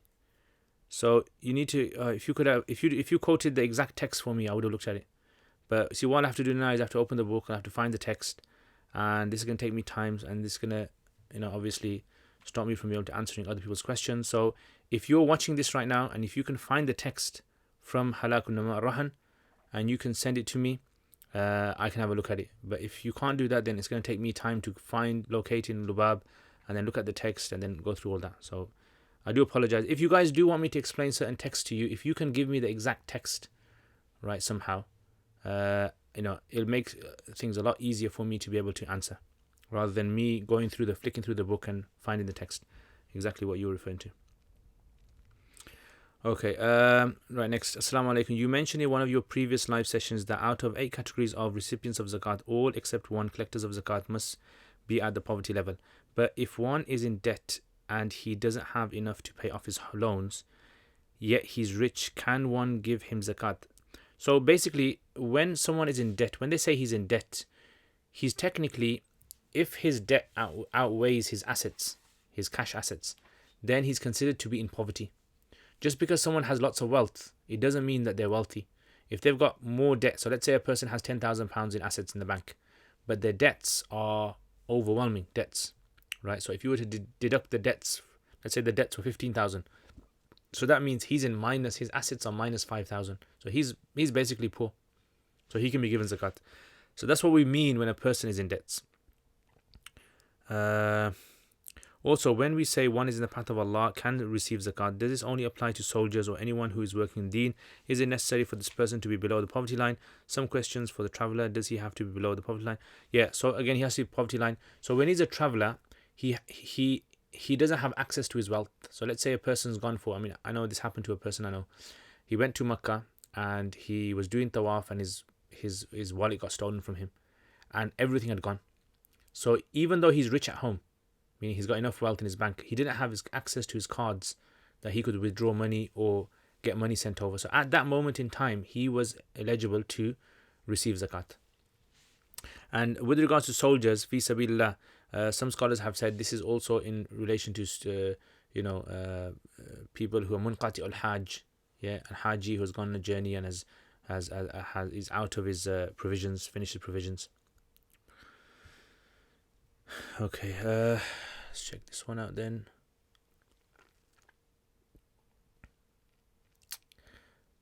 Okay, what is the punishment for Muslims who do sihr, and how does one go about Islamically in this country to confront the people who have done it? I'm not an expert in sihr, so it's best to ask someone else. But Islamically, it would all be down to the discretion of the judge, whatever the judge sees fit. Yeah, so it all down to so Islamically, punishments are divided into 2 types. There's 4 that are fixed from Allah, right? And all the others are based upon whatever the judge sees fit. So if he sees imprisonment fit, if he sees, for example, like some other sort of penalty, then he can do that. Okay, next. Okay, Shahnawaz, my question about having intercourse after the wedding and before the walima, I heard that it shows acceptance of the girl. Is that true? I haven't read that anyway. Allah knows best. Kamran, on the topic of sihr, if one was to get a taweez and what is written is nothing from the Quran and the numbers and boxes, it's okay. Avoid it. I would say avoid it. Yeah, it just sounds dubious. The problem is that when a person has a beard and gives da'wah, people assume he's a religious scholar and ask him questions about fiqh. Okay, Sufyan, wa alaikum assalam wa rahmatullah. Sufyan, ahlan wa sahlan. Arkan, can I ask questions? Yes, sure, you can ask questions. Sherry, the Flash, many people don't believe in Jesus, sallallahu alayhi wasallam, second coming. Why is that? And some, same for Imam Mahdi and Dajjal, they say that all his hadith are fabricated or doesn't make sense. Your thoughts on this? Yeah, so good question this is. So when it comes to this these ahadith regarding the second coming of Isa alayhi salam, Dajjal and Imam Mahdi, so majority of the scholars throughout history have upheld the position that this is something which we believe in, and this is something that's going to happen near the Day of Judgment, but we don't exactly know when it's going to happen. Now, there's been a small group of scholars in history who have denied this.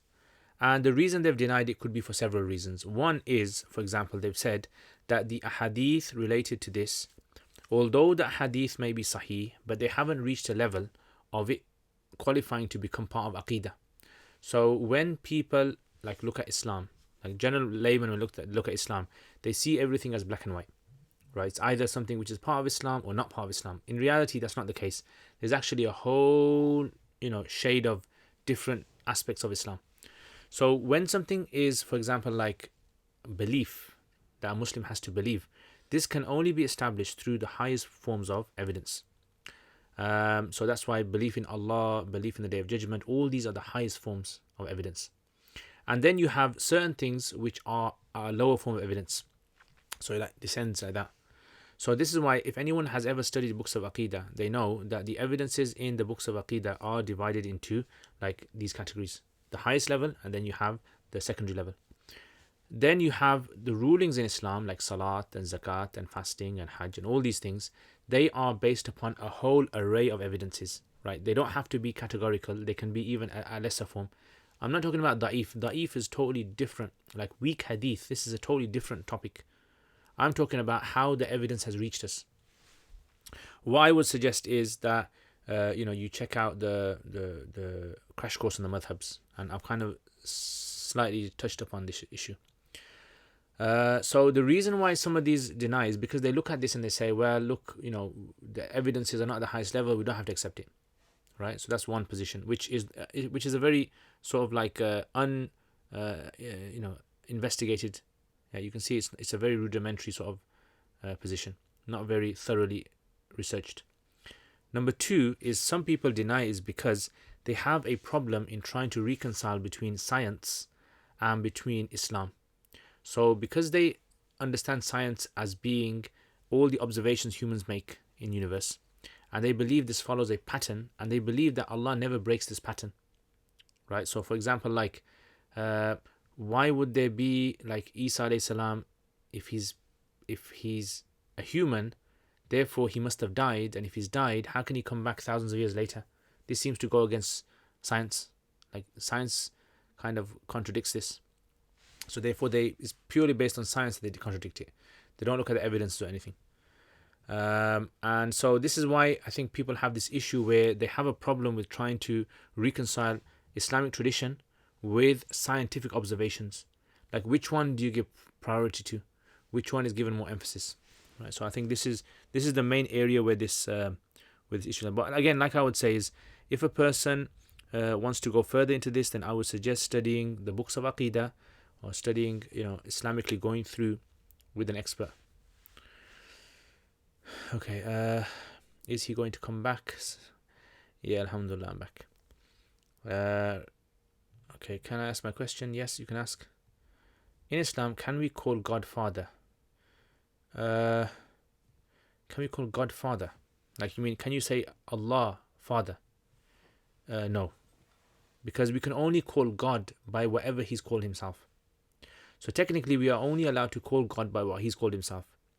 That's how Islamically, basically the way we see Islam as Muslims, we see it is Allah can never be comprehended at all, because He is beyond human comprehension. If someone is vast and infinite in their knowledge, in their power, in their existence, then it means that humans' minds cannot comprehend this. Infinity cannot be comprehended by humans, so therefore we can't comprehend Allah. And He's beyond time and space. That makes it even more difficult.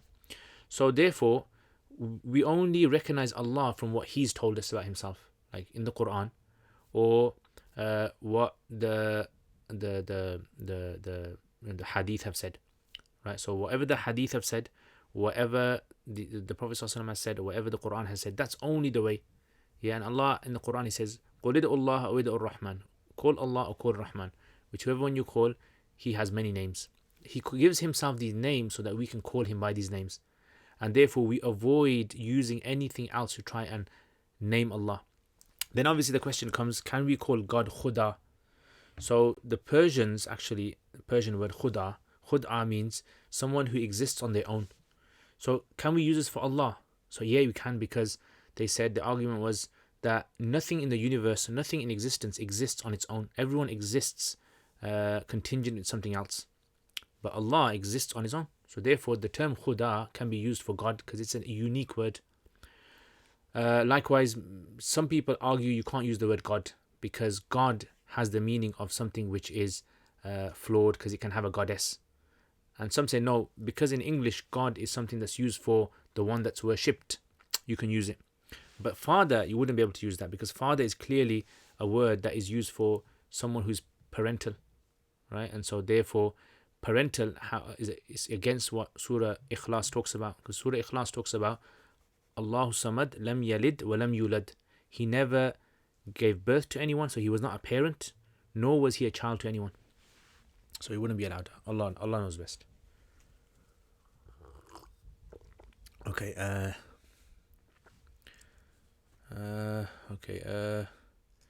Cyrus tries again. I don't know how many my questions disappeared. Okay, must be magic.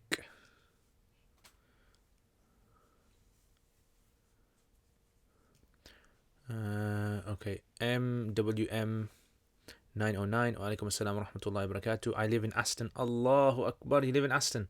Subhanallah. And that means that there's someone who is barakati that is in this conversation. Because if you're from Alam Rock and you're Aston, that's it, man. You got a license to ask all the questions you want. Like to meet you. Where can I find you? I am at Asufa. Yeah, so in Asufa, if you come down, maybe I don't know, like a Juma or something, I might be there. F Kini, Salaam alaikum salam. Is it haram to seek meaning of dreams and giving charity for the dream interpretation? I hope my question makes sense. No, it's totally permissible. It's actually something which is praiseworthy, and it's a practice of the Sahaba. Yeah, very good.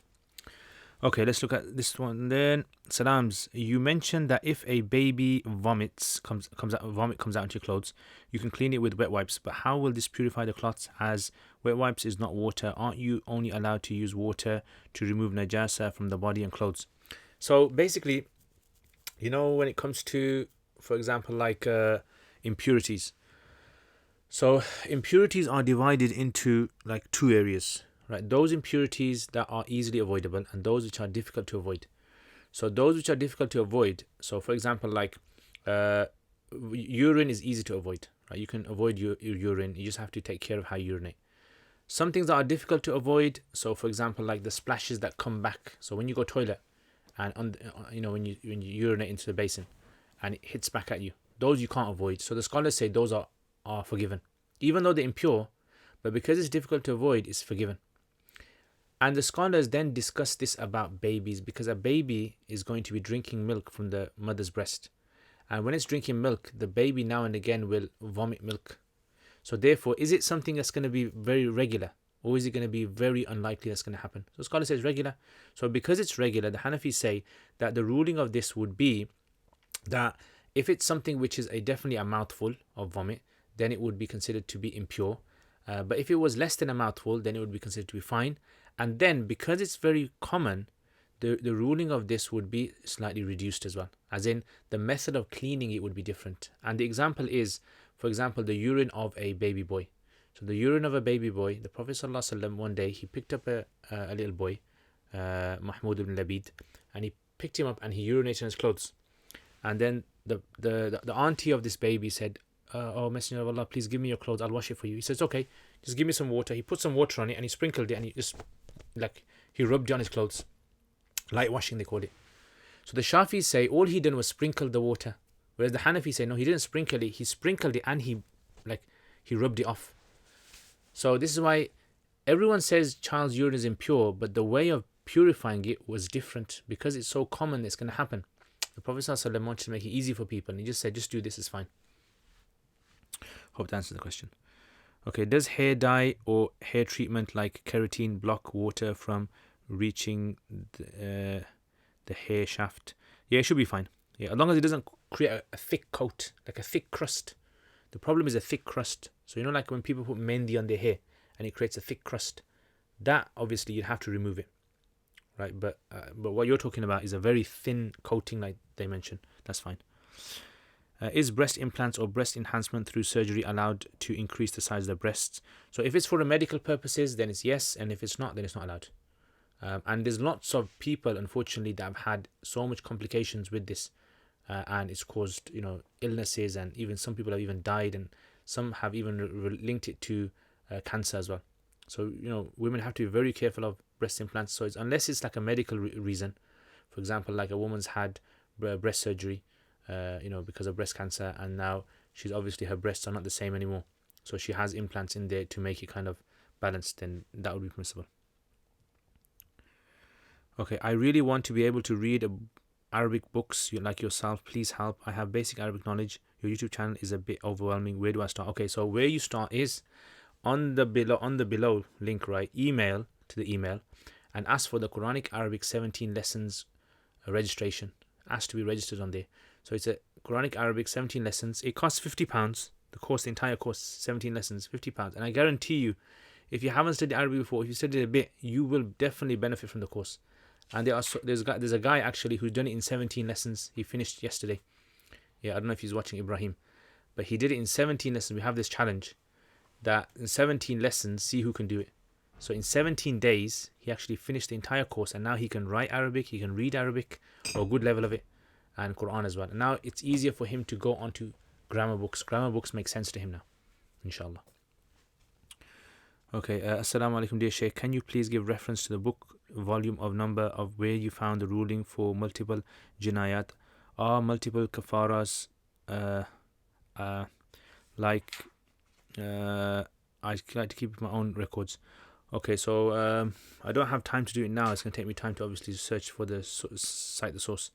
What I'll do is I'll make a note of this, and then I'll put it on the Curious Cat. So I'm just going to make a note of this, and then I'll put it in the Curious Cat, inshallah. Okay, next question.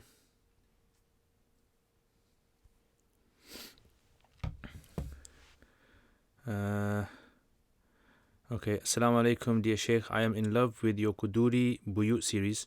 Please, if you can answer, is khiyar ru'ya still applicable when the one has seen the item online? Or if one has seen a picture of the item, will they still have a khiyar ru'ya upon actually seeing the item? So, I mean, if you haven't seen my series, you can just go to my YouTube channel, go through the playlists, and you see all the playlists that I put up there. So this is talking about the Buyut one. So Jazakallah khair for your nice feedback. So khiyar ru'ya is basically when, Islamically, when you buy something, let's say for example, I sell you a laptop. You haven't seen the laptop, but I've told you I'm selling a laptop. Yeah, a Dell laptop. You want to buy it, and you say, yeah, I'll buy it. And you bought it, and then you receive it, you open the package, and you look at it, and you go, well, this wasn't the one that I wanted. I thought it's going to be different. This is now called, you have the right of inspection. Khiyar ru'ya, the right of inspection.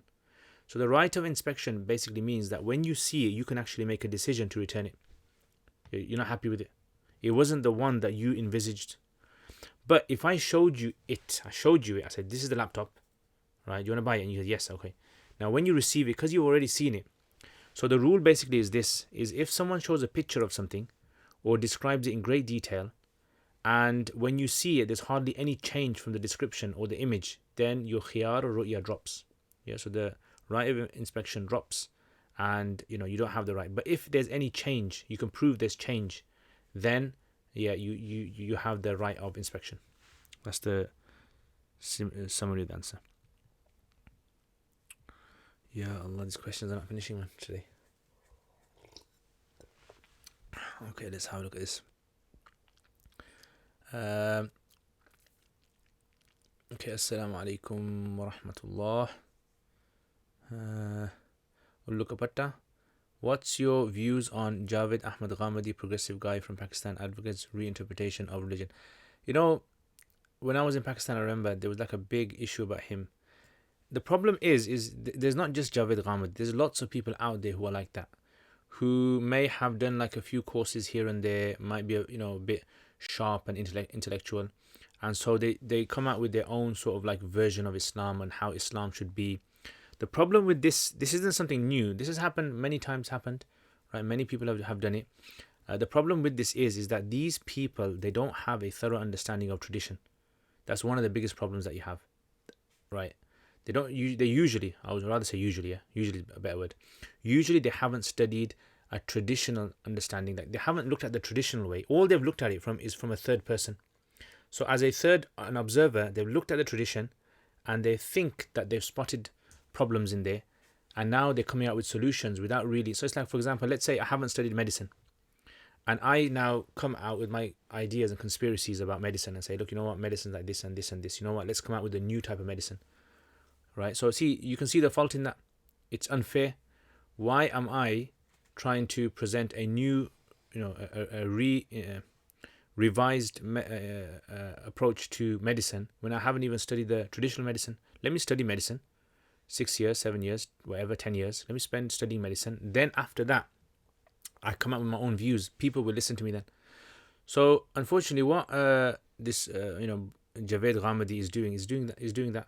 So I remember in Pakistan there was this risala that used to come out, and there was an Islamic risala, and it was a section on there that I read, which was Javed Ghamidi's mistakes in Arabic. So he makes like loads of mistakes in his Arabic, and so he's not really well trained in Arabic.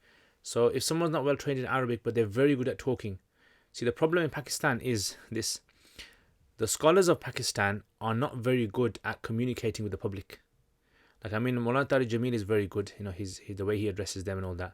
But his talks are, they're all very similar, as in he talks about, encouraging people to become closer to Islam and all of that kind of stuff. He doesn't go into academic issues. Generally, the academic ulama, the scholars, the madrasa graduates, they're not very good at presenting Islam to the general public in a very academic way, so that they balance between the general public's understanding and the needs for the time. This is what I saw there. Illa mashallah, there are some mashallah who are doing a very good job. Like you have, Mufti Tariq Masood and a few others that are coming up.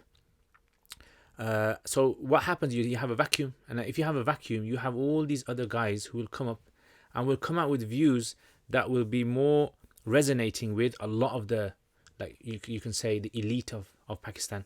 So Javed Ghamidi, he's very, very influential when it comes to the elite, because it's the rich tabaka, the rich class. They like listening to these kind of people. Oh, we don't have to listen to the Maulanas anymore. We can listen to this guy. He's coming. He sounds Islamic. He's talking about Islam.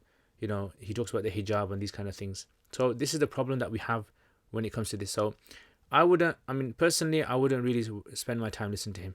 I don't think there's much benefit in there. And it's just like, imagine you had an Orientalist, from an Orientalist point of view, just talking about Islam, criticizing Islam, right? It's a very similar kind of thing. Haven't studied tradition very well, and lots of the information is secondary sources. Allah knows best. May Allah guide him. Okay. Okay, next question. Assalamu alaikum. Why is it that in Muslim countries where the official madhab is Shafi'i or Maliki, how come so many masajids in the country do 8 rakats of Tarawih? Why doesn't the government regulate this? Okay, so basically, the problem is understanding. The problem in understanding is this: is that we tend to understand is that when a government adopts a particular madhab, we think that the government enforces that madhab onto everyone in every aspect of their life, which is not true. Throughout history, governments have never implemented the madhab onto everyone. Simply where the government uses it is in judicial issues, that's all. So the government will only use the madhab when it comes to judicial issues. So when it comes to judicial issues, like for example, how to deal with marriage. So when the policy is written in the constitution of the government, right, they write it according to a particular madhab. Maybe the Hanafi madhab or the Shafi'i madhab or the Maliki or Hanbali, whatever. So it's all to do with writing the policy. So in the policies with regards to penal code, policies with regards to foreign policy, dealing with minorities and all of that, that's where they look for. Otherwise, when it comes to salat and zakat and fasting, they won't really kind of make policy for that. Right? So that's left to the discretion of the people, generally.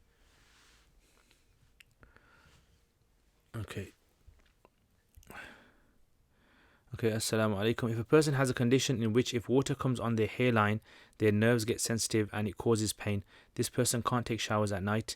If her menstruation finished and she must take ghusl but can't wash her hair, will she do tayammum, wash the rest of her body? So she does, she washes the rest of her body and she doesn't wash her head. Simple as that.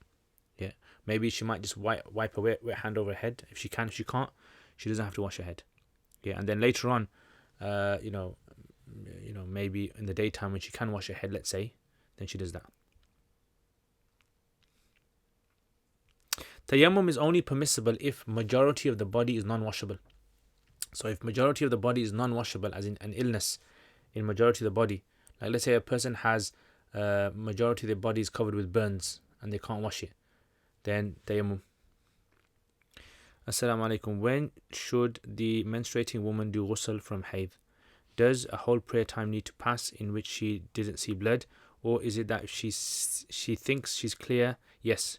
As soon as she thinks she's clear, she just takes a bath, right? And if the blood does restart again after a few hours, then she realizes that she made a mistake. That's fine. Yeah. So the time of a salat doesn't have to pass by. What do Hanafis say about the virtue of the 15th night of Sha'ban? Hanafis don't say anything. Like Hanafis' fiqh is not designed to explain these kind of virtues. So fiqh is only designed to explain the rulings of particular type of acts. Some later Hanafi books have mentioned about the 15th of Sha'ban and have considered to become under the some have said it's mustahab and others have said no. From a sort of like what I've researched, the fasting on the 15th of Sha'ban itself is not really established. It's a da'if hadith, not established. If you want to do it, it's good. If you don't want to do it, there's no special reward in doing it at all. That's basically it. I know a lot of people make it out to be very important, but it's not important really. Yeah, what's more established is the prayer at night time on the 15th of Sha'ban. The prayer at night is more established. The hadith for that is actually stronger than the fast in the day. Okay. Please explain the hadith. Rajab is the month of Allah, Sha'ban is my month, Ramadan is the month of my ummah followers. No, this hadith is not established. Yeah, this hadith is not established. Imam Nawawi rahimahullah talks about this in his commentary on Muslim and says there is no hadith regarding Sha'ban except Allahumma barik li fi Sha'ban. Yeah, I think that's the only one he says that's established. There is no other hadith regarding there is no other hadith regarding Rajab that's established except for that one. Allahumma barik lana fi Rajab. Yeah. And all these other hadith regarding Rajab. You're going to see on social media people quoting and saying hadith.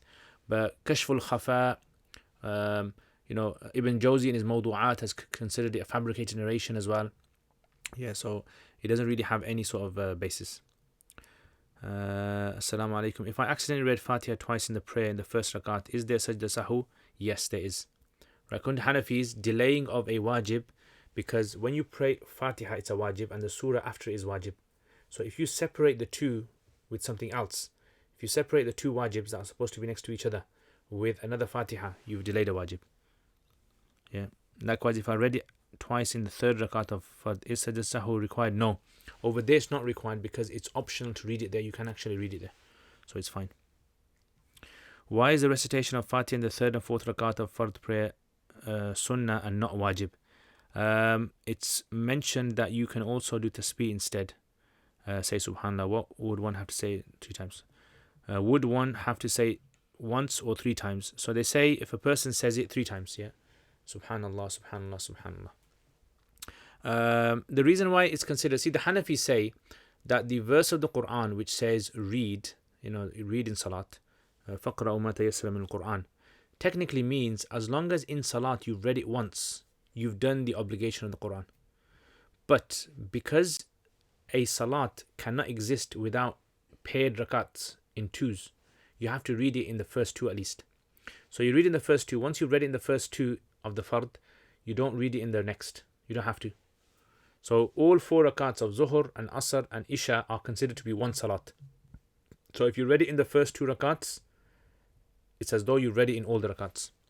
But sunnahs and nafal are considered to exist in pairs. So when you pray 4 rakats of sunnah, technically you prayed 2 salats, not 1. So 1 rakat, 1 salat and another salat. They come in pairs. That's why you have to read the Fatiha in the first 2 rakats and you have to read the Fatiha in the second 2 rakats as well.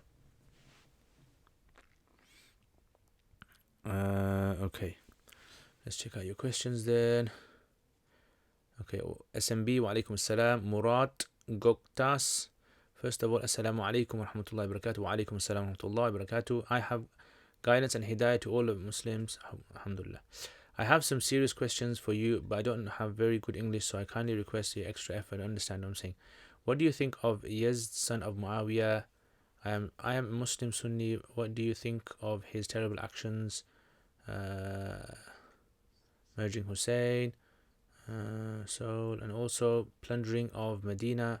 Okay, so I'm not really an expert in history, so I wouldn't be able to answer this. So maybe the best person to ask is someone who is trained in history. I'm not trained in history, unfortunately. So if you ask me questions about Hanafi fiqh, I'll be able to help you with that. About Arabic, about tafsir, about hadith, maybe I'm going to help you with that. But I have no idea about the questions you asked. So you've asked, I know you're asking a lot of questions about history. So unfortunately, brother Murat, I wouldn't be able to help you in this. Okay, next. Ustad, I can do Ustad. Me and family have you on the big screen at home with popcorn at Allahu Akbar, mashallah. Hello family.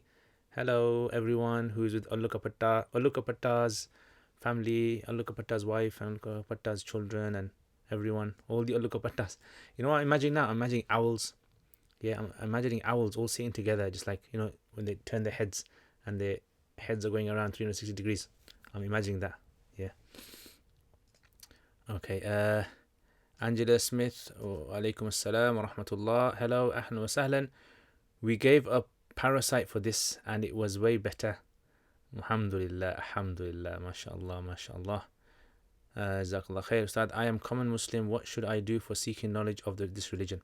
So what I would say is try to study with someone. Try to get someone locally to yourself you can study with. If you can't, online is the best and better option after that. And just start systematically. Start with the Quran. Learn the meaning of the Quran with someone. And then maybe you can move it on. Learn Arabic, inshallah. You completely blow my mind. This topic, Jazakallah khair. Love from Pakistan. Ahlan wa sahlan, Pakistan. May Allah keep you happy. Allah aapko khush rakhe. Okay, Muhammad Zahur. Assalamu alaikum, brother Liaquat. I am from Handsworth. First time seeing you live on YouTube. MashaAllah, really enjoying the live program. MashaAllah, brother Muhammad Zahur. I lived in Handsworth for a very long time and I live on the border of Handsworth.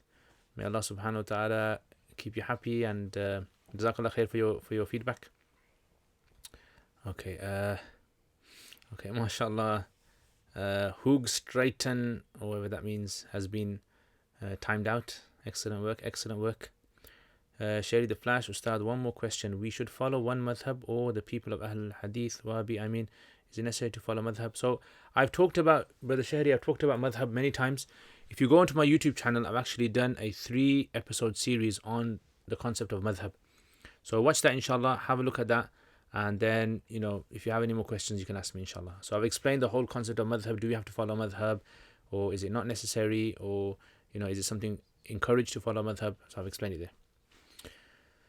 Dutch Muslim, Assalamu alaikum wa rahmatullahi wa barakatuh. MP wa alaikum assalam, alhamdulillah, I'm very good. Not first today, yes, for a change. Okay. I'm going to mess this name up now.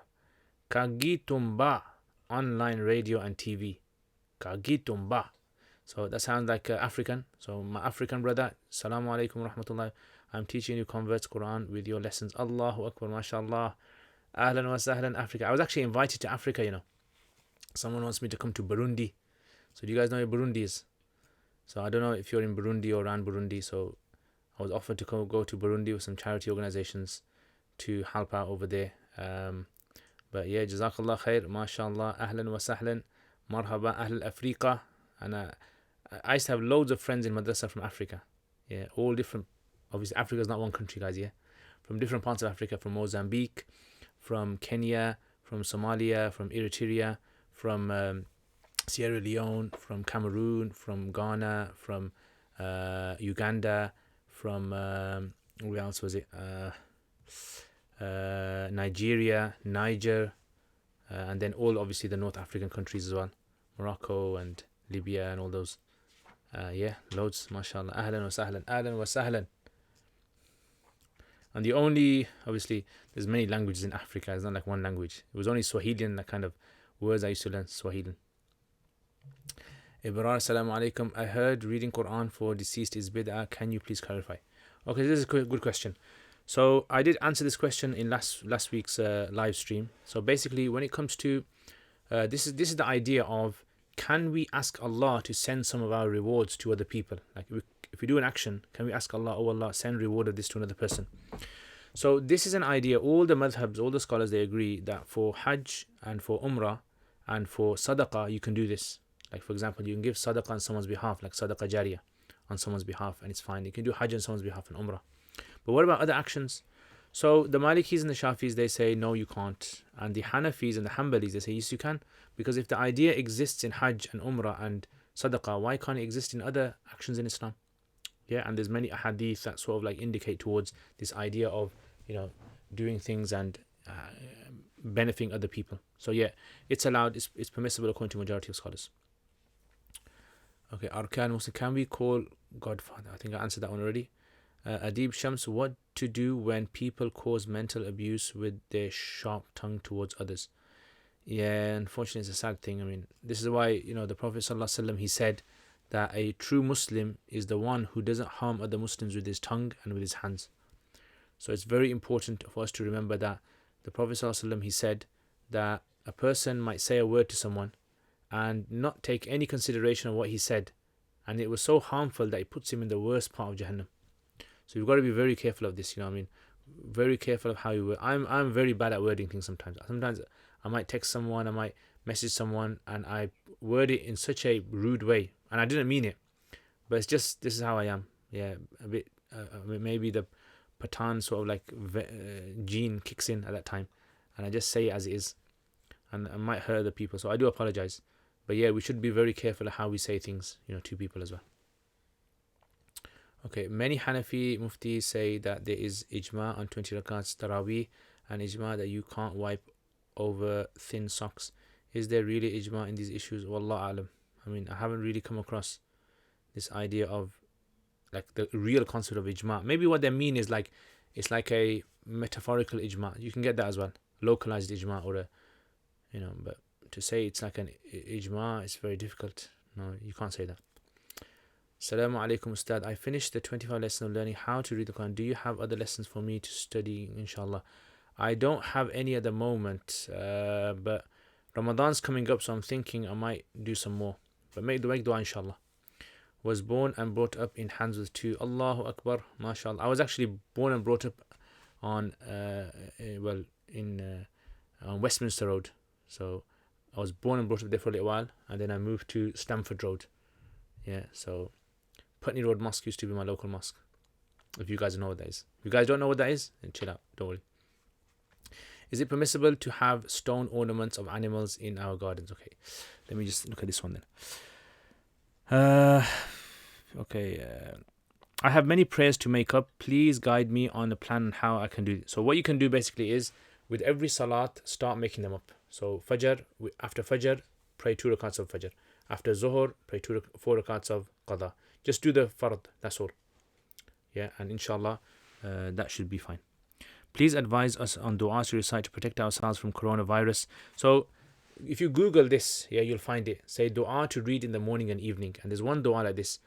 Bismillahi alladhi la yadurru ma'a ismihi shay'un fil ardi wa la fis sama' wa huwa as-sami'ul 'alim. A'udhu bi kalimati llahi tammati min sharri ma khalaq.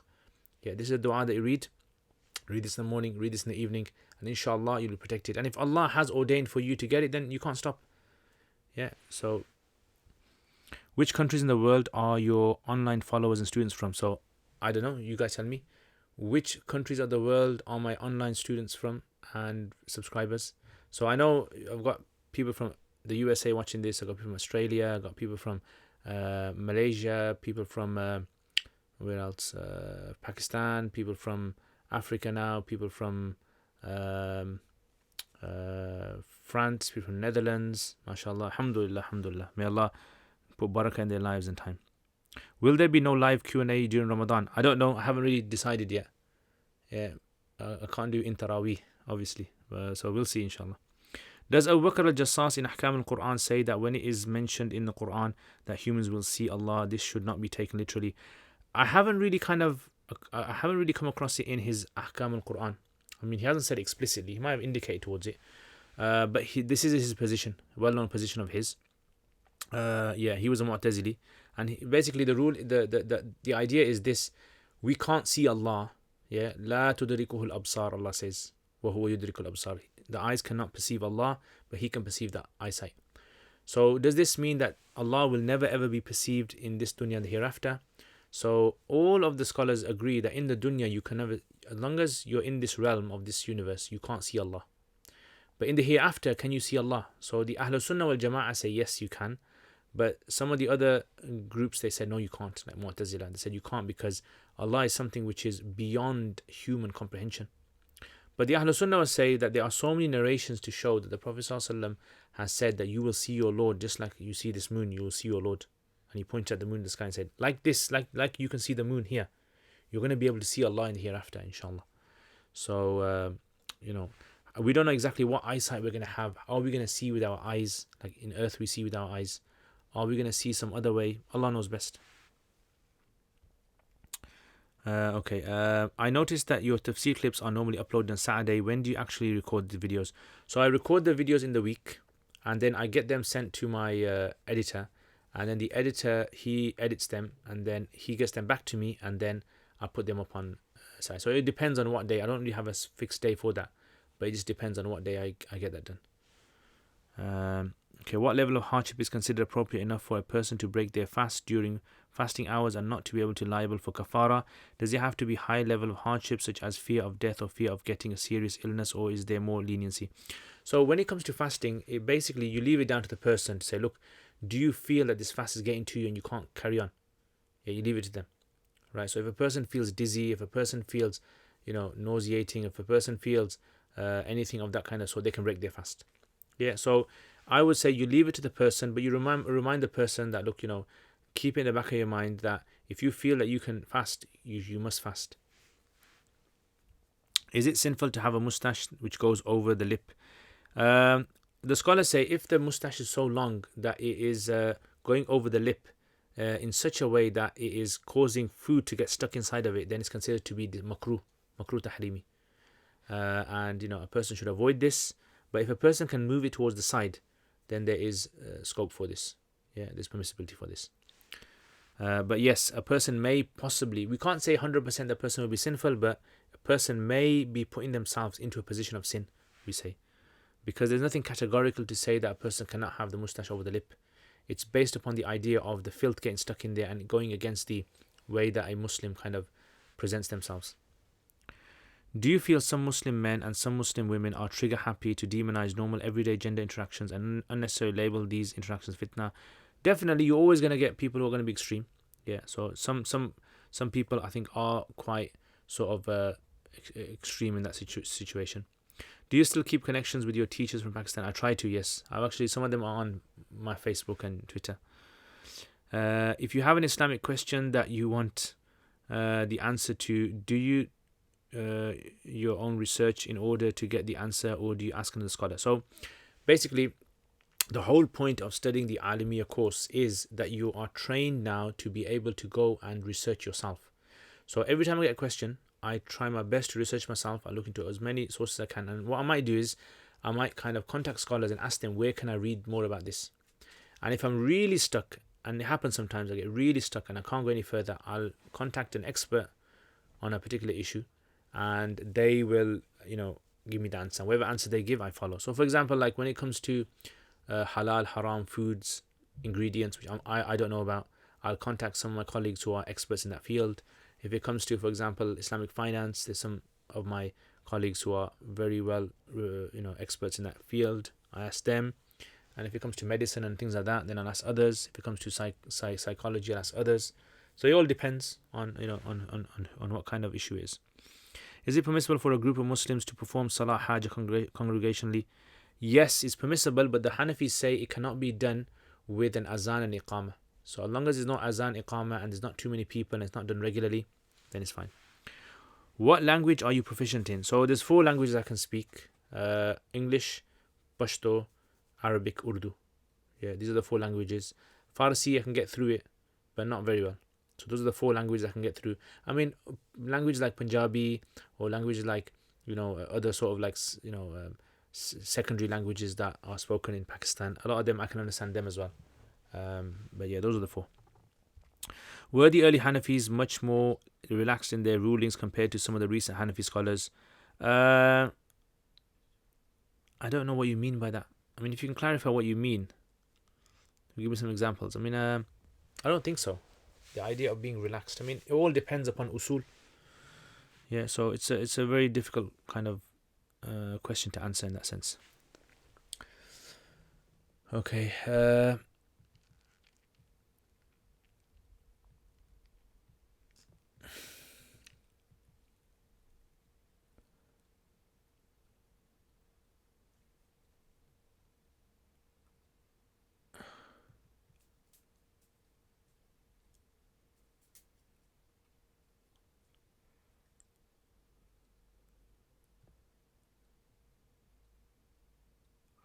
Okay, so where's this? I forgot where I stopped here.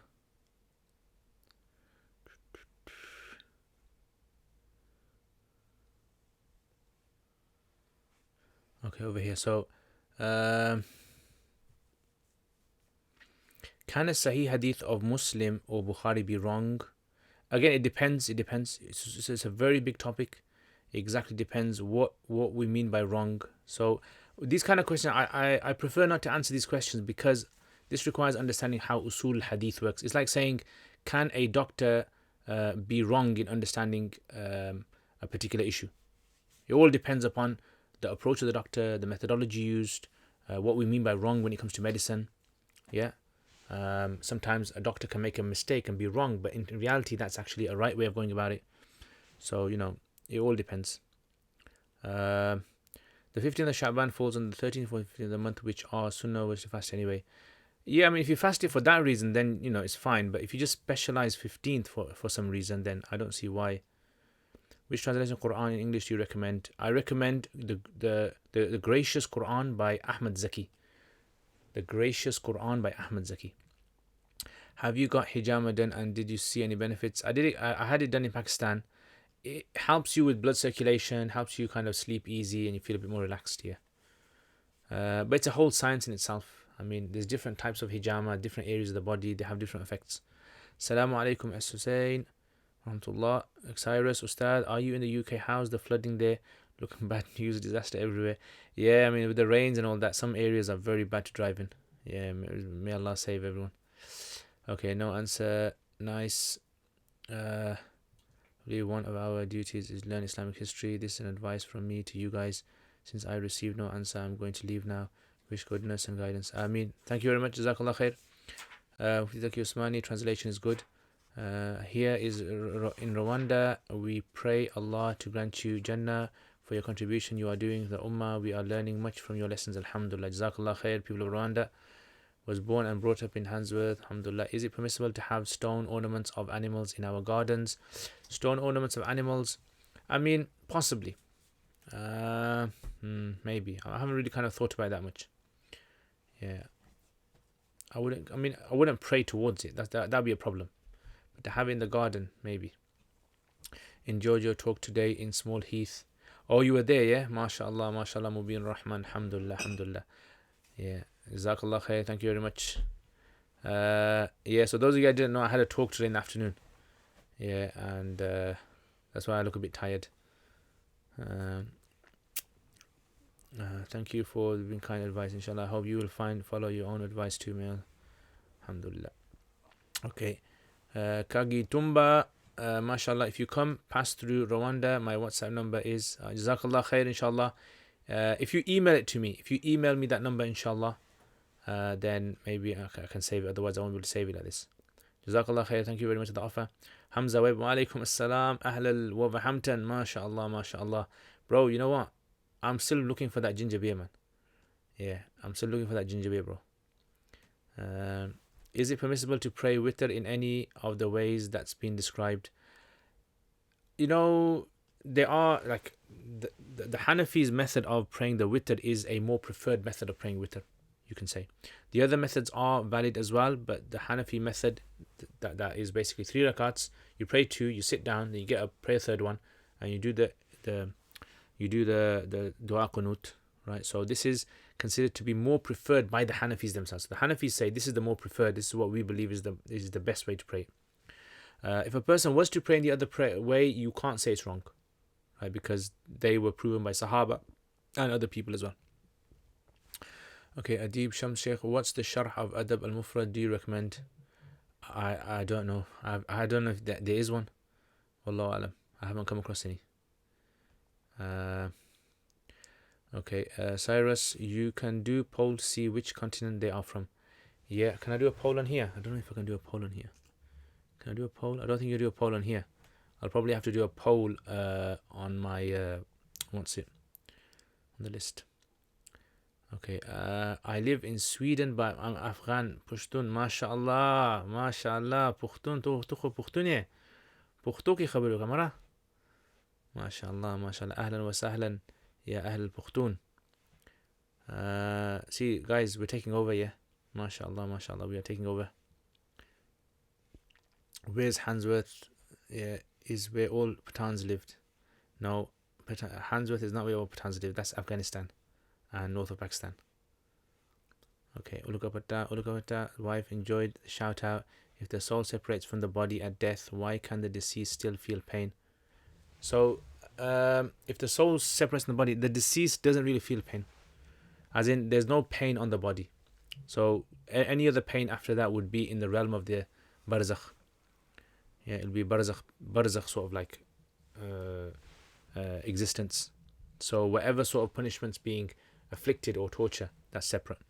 But like if a dead body is touched, it doesn't feel pain. Is it true that Imam Hanifa saw Allah in his dream? Possibly. Many scholars, it's reported from many scholars about this, not just him. You could do a shortened question answer for Ramadan, 30 minutes, 1 hour maybe. Yeah, maybe you might do that, just like Ramadan sort of questions.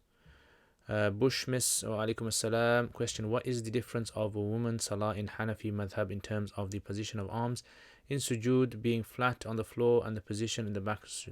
So basically, when it comes to Hanafi, when the women pray, they don't raise their hands to their ears, they raise it to their shoulders. And when they hold their hands on their breasts like this. And their ruku is basically done by lowering the arms, yeah, like this, not doing like a full open arm thing. And in sajda, their arms are closest to the possible. So the reason for this, the Hanafi says, because the Prophet ﷺ, he advised some of the Sahabiyat that when you pray, make sure all your body is as close to your body as you can. So therefore, the rules of having the elbows on the ground, the Hanafis say doesn't apply to women, it only applies to the men.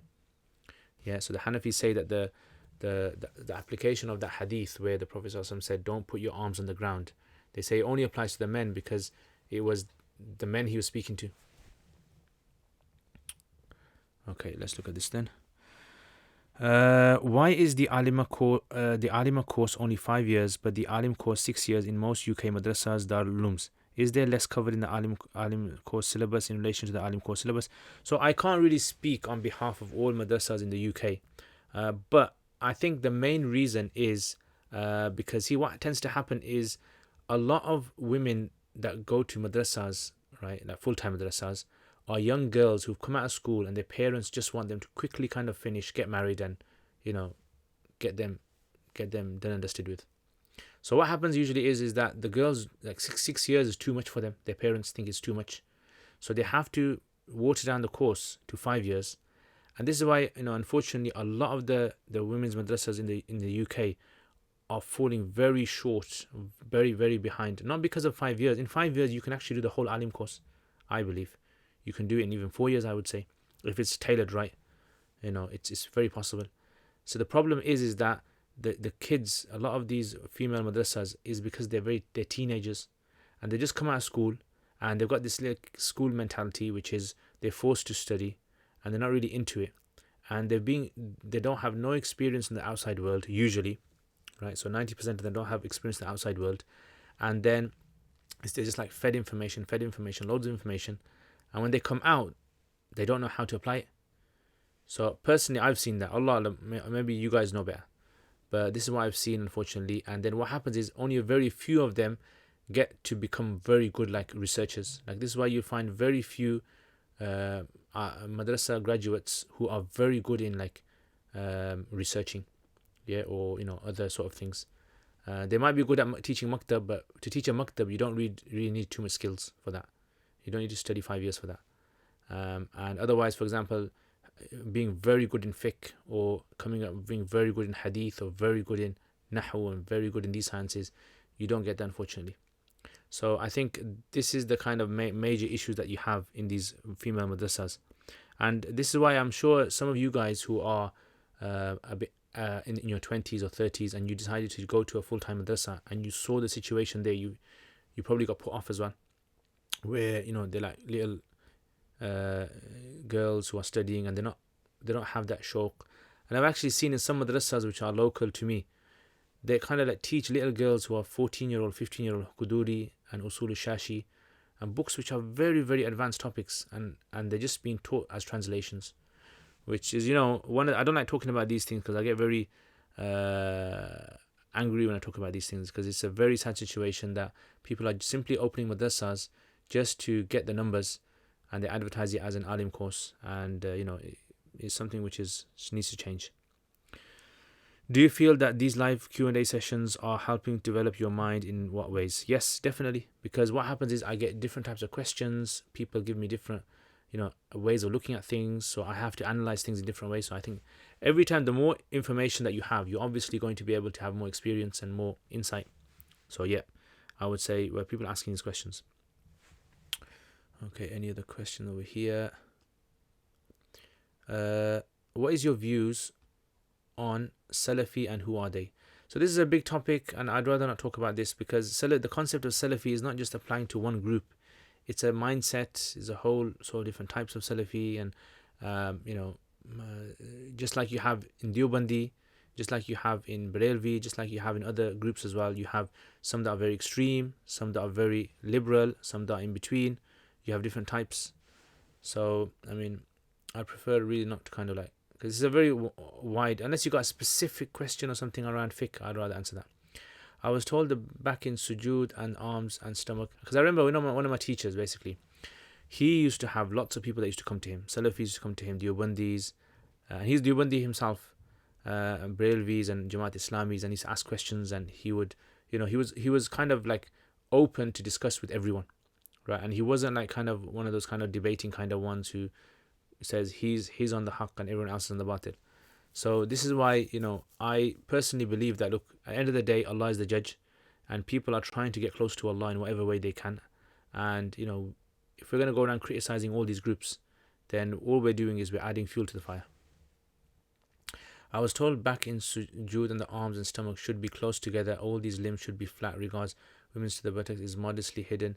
Is there evidence for this? Yes. So like I said, the evidence for this in Abu Dawood and in other books, there's narrations where the Prophet ﷺ, he told the women to dummi lahm bil lahm. And there's also, see, the idea is, this is more of a Hanafi fiqh sort of like situation, where the Hanafis discuss the issue of the modesty in salat as well. So the Prophet ﷺ saying, pray as you have seen me pray, this does not necessarily mean that the Prophet ﷺ, he wanted women to pray with their arms up and with their backsides up in the air and like that. This was not necessarily, because we have other evidences that show that the Prophet ﷺ clearly was telling women certain things in salat they shouldn't be doing, like men do.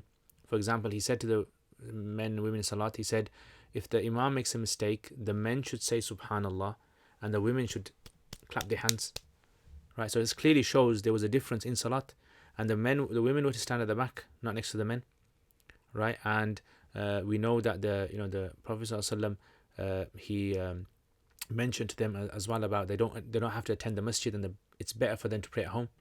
So if there are these differences in salat regarding salat, there will clearly also be differences inside the salat as well.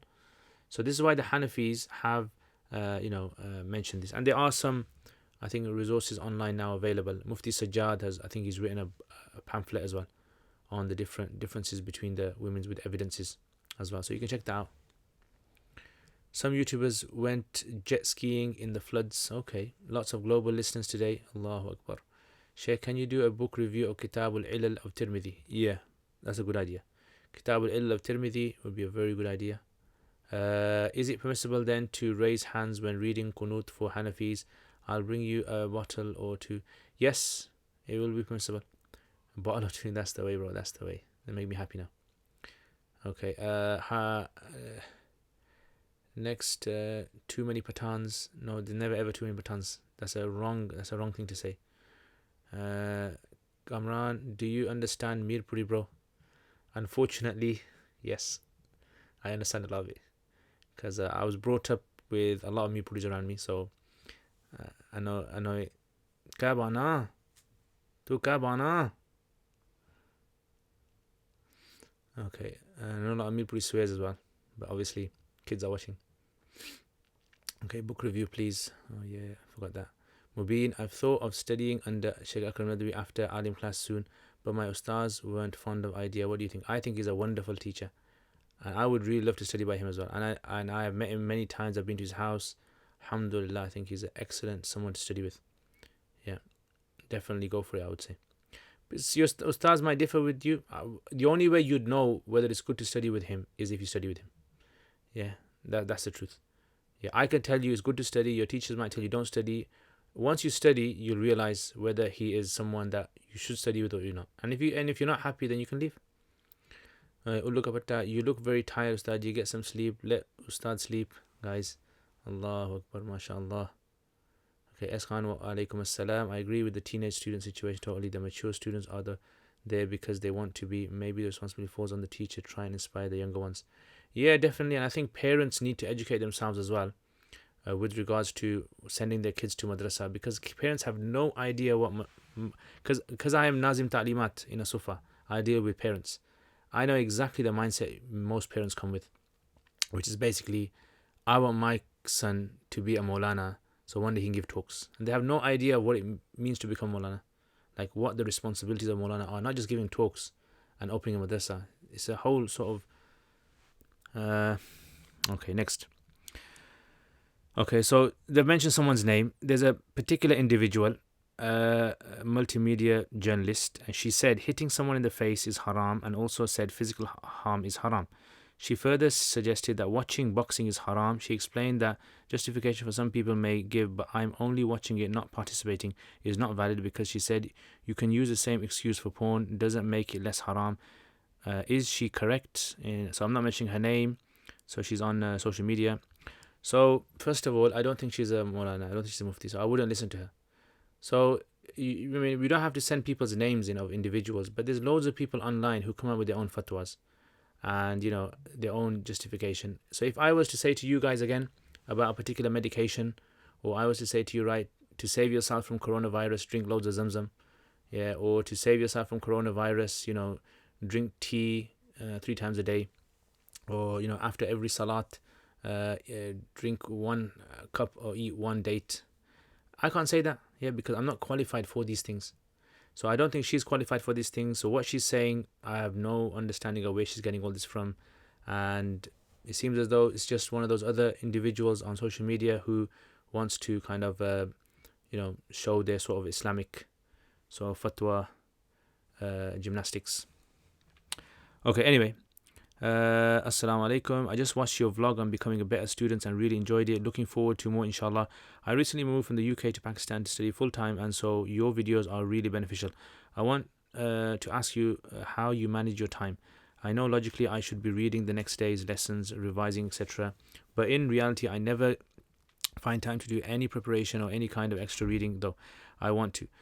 I also want to ask your advice on how to approach classes where we feel the teacher isn't qualified. So, for example, there's a lot of staff whose Arabic is pretty weak or almost non-existent, and it means I find the teaching weak too. What's the best way to deal with this? It's a little frustrating and not sure what to do, and also don't want to come across rude. Yeah, so the 2 issues here. First of all, how should you should spend your time? What I would say is, look, focus on why you've gone there for. So the main sort of books, try to work out in your classes what are the main books for that year. Right, so for example, maybe in the first 2 years, the main books are going to be Nahu and Sarf. Focus on those as much as possible.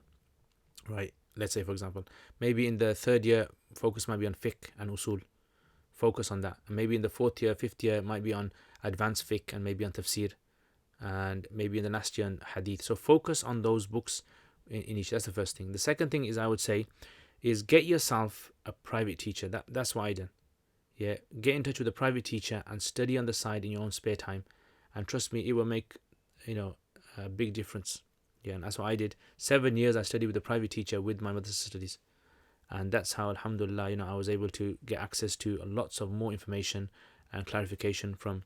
The main thing is in big madrasas is students find it difficult to relate to teachers. That's the biggest problem you have in these big madrasas. So you need to get someone who you're very close to, who you can get access to. Okay, anyway, if you wash your clothes in a public laundry place, a laundromat, are they pure? Yes. Also, what about the wash wet clothes that you put in public tumble dry? Yes, all clean, because water splashes and water cleanses is fine. Yeah, and it would be haraj as well. It would be hardship if people, couldn't clean their clothes. Okay, almost done, guys.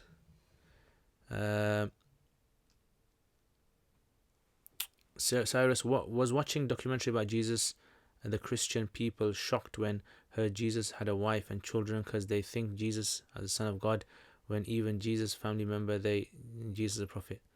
Ajib. I respect that. The female alima courses are missing so much. I don't think they should even be called alima course. It's more of a beginner intermediate. Yeah, definitely. It's more of an access course. And I think they should focus on Arabic and Quran. That's the main thing, I think. Jazakallah khair for your time, and the only one that has answered this clearly will be email you if I can receive the pamphlet or further evidence. Yes, sure, definitely. So email me inshallah and I'll try to get hold of it and send to you. I've done hadith under Sheikh Akram. I recommend you study with him and decide for yourself. And yeah, alhamdulillah. Many Turkish Hanafis do not read how you have explained and is slightly confusing in Saudi. I felt I was the only one reading like this, maintaining modesty, especially when reading in the open public. Yeah, I mean, that's fine. That's fine. See, the issue is that Hanafis even say that if a woman was to pray like a man, her salat would be valid, right? But it's just more what's better. It's like one of those issues of what is better. So it's just a what is better issue. So it's not like it's necessary for a woman to pray like that. Yeah, it's just what is better. So some of the things in fiqh are not a matter of necessary fard or wajib. It's more about what's more better. I really agree with Mufti on getting private teacher. Alhamdulillah. Okay, Layla, brother, please make dua that Allah grants me and others who are sick shifa. May Allah subhanahu wa ta'ala give you shifa. May Allah give everyone shifa who is going through problems and illnesses. Okay, just yesterday my husband and I went through my 14-year-old son's phone for a particular reason and we ended up finding more than what we could handle.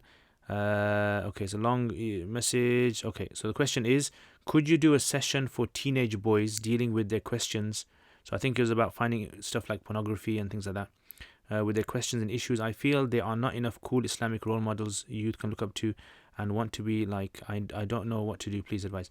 So first of all, I have 100 children, so I'm the best person to ask this question to. Yeah, because I've got loads of experiences in kids issues. Only joke. So I have no children. I have 0 children. And I am the last person you guys want to ask children questions to. Yeah, I've got a nephew and a niece. And I can tell you about them. Yeah, and I can tell you how, to sort them out. But I can't tell you about, anything else. So this, I personally think that this is something that you should ask people who have children, right? And see how they deal with it as well. One of the things that I think is an issue is a lot of people, what happens, this, I think, so in this question it mentions about homeschooling as well, that they're homeschooling the child as well. The problem is this idea of homeschooling. I think a lot of parents think it's the ultimate solution. Like, first of all, I think they think sending their child to a madrasa, a boarding school, is the ultimate solution. That if you want your child to be safe from all the fitna, just send your child to a madrasa, which is totally out of order. Because sometimes I've seen children that go to boarding schools and they end up on drugs. They end up addicted to other things, right? They end up doing all sorts of getting all sorts of other bad habits. Unfortunately, this is what happens. Madrasas are not angelic places. They're not necessarily, they're just places to study. And true tarbiyah comes from parents. So, sending your child to a madrasa is not the ultimate solution. I remember in Pakistan, there was some parents who sent their children, teenagers there. And, unfortunately, some of them ended up on drugs, ended up in, astaghfirullah, places. May Allah save us. May Allah protect us. But I'm just saying this just to make you aware of the reality of things. Number 2 is, homeschooling isn't always the best option, right? I think people need to understand holistic teaching. Maybe we should change the word homeschooling with holistic teaching.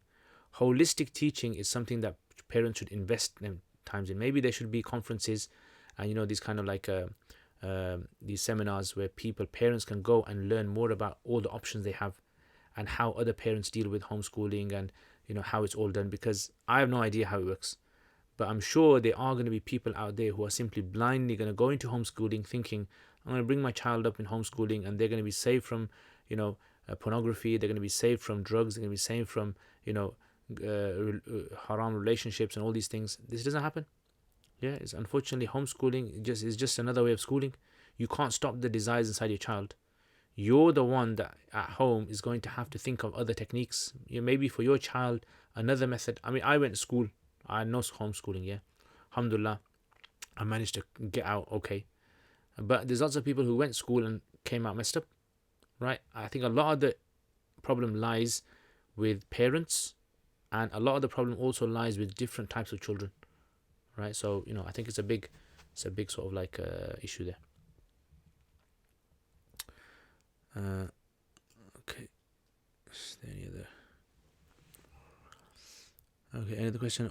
Even though they are 6 to 7 years, they still have a lot missing. I have been told initially the reason why Alima courses are brief and until it is.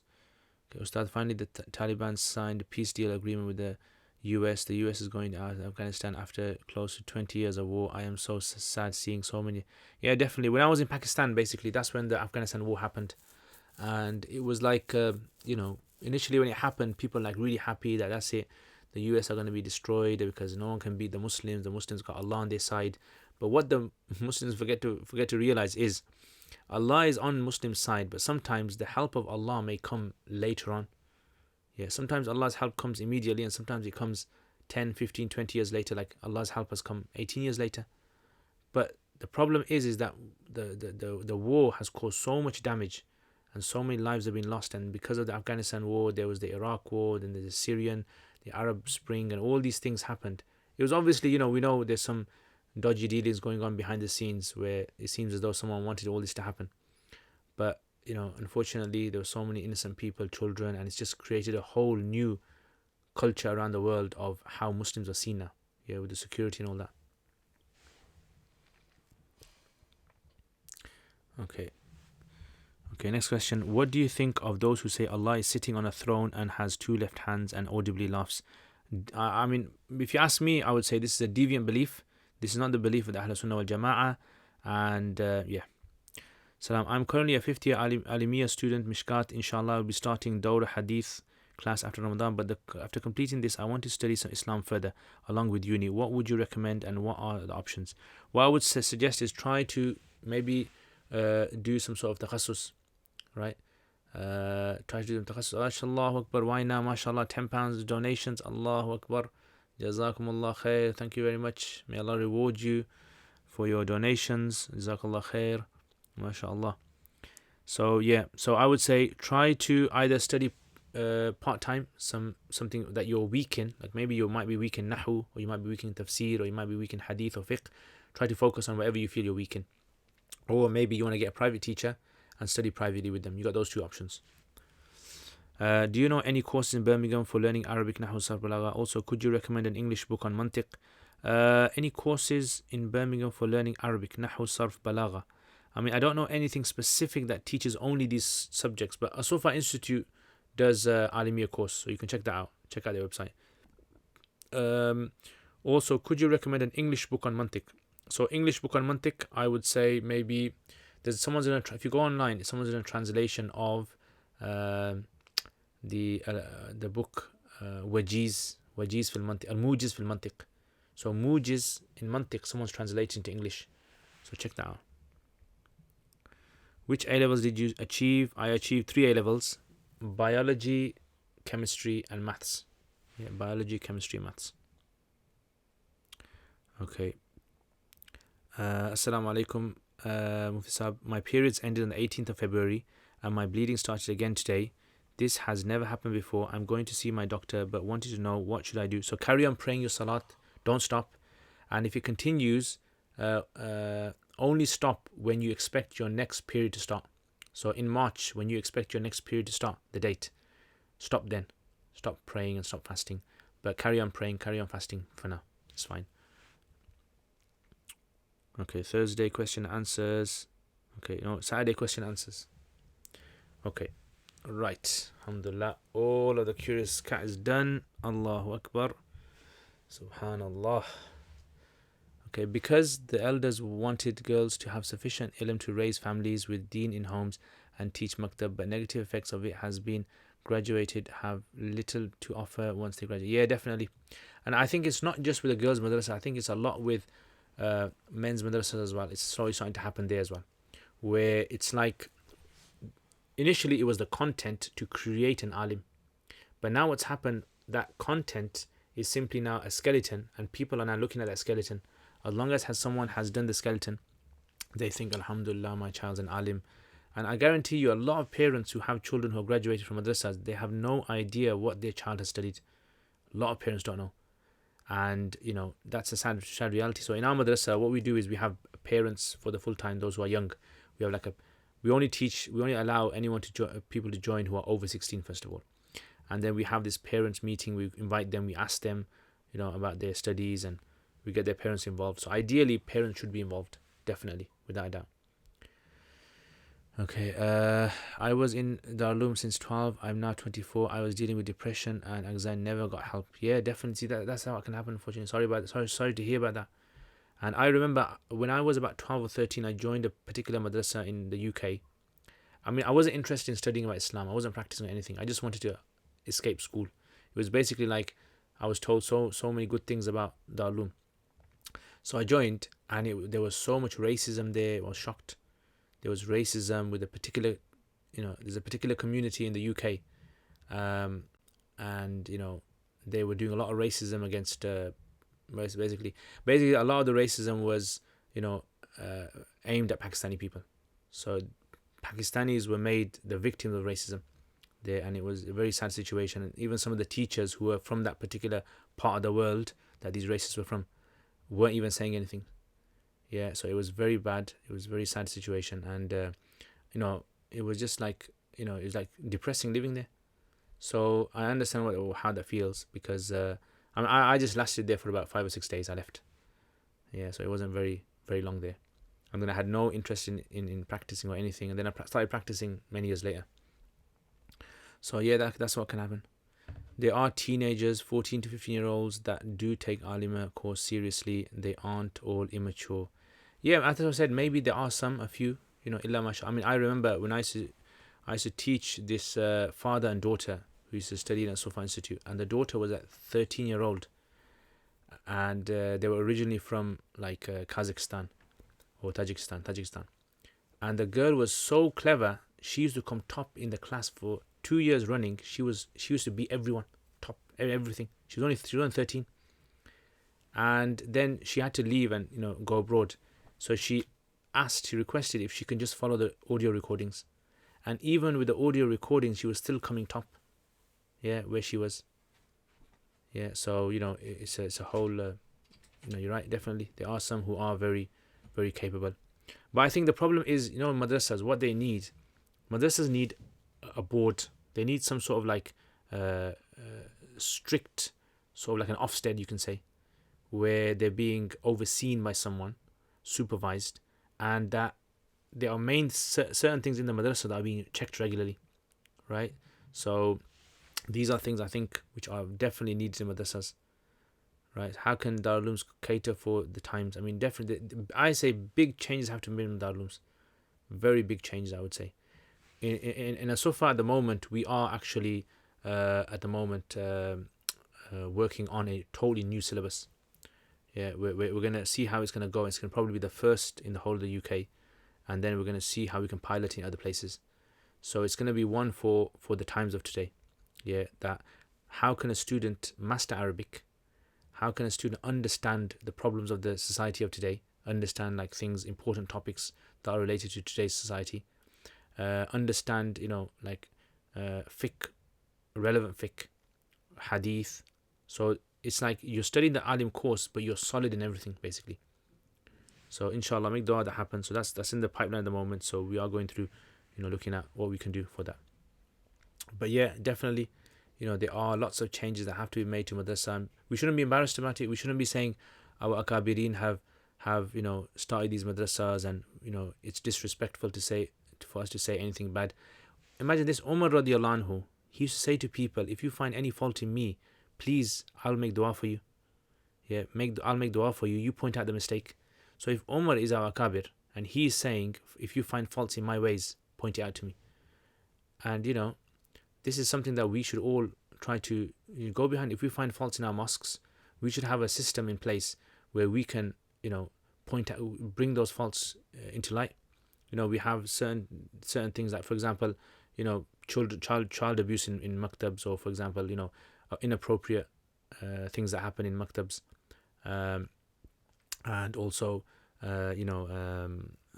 like masajid as well, how they're being run. Yeah, all these kind of things that are happening, and a lot of people don't know about. All these things need to be checked, definitely, without doubt.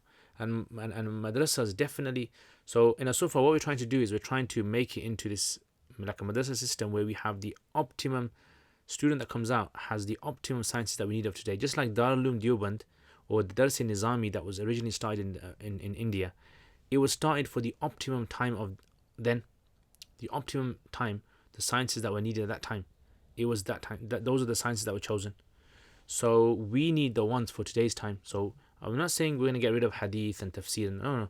We're going to make it so like jami' man, that they say, that it's going to be more beneficial, manifold beneficial than currently what's happening.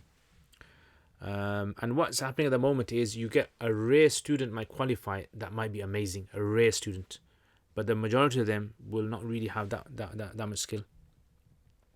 So the studies in a sufa at the moment are, I would say, alhamdulillah, because I'm in charge of the Nazim Ta'limat.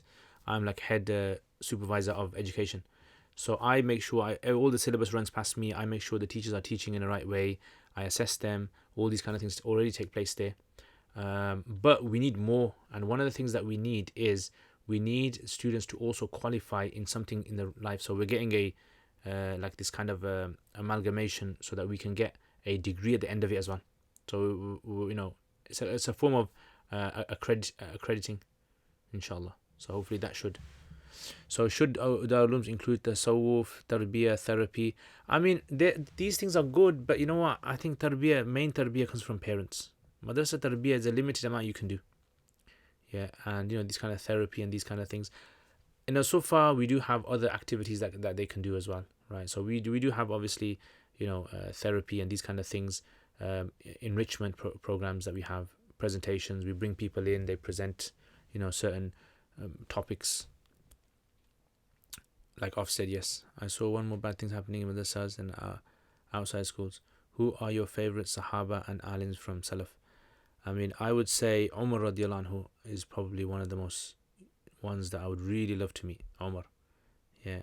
And I actually did a whole section on him in my evolution of fiqh. So hopefully, inshallah, make dua, guys, that I can get the evolution of fiqh on this channel. On my YouTube channel, I can make a whole series of it. And I've got a whole section on Umar radiallahu anhu's fiqh and his approach and his dynamics. Yeah, so that time of the night, guys, we have to scratch my hair. So yeah, anyway, Jazakumullah khair, guys. I think that's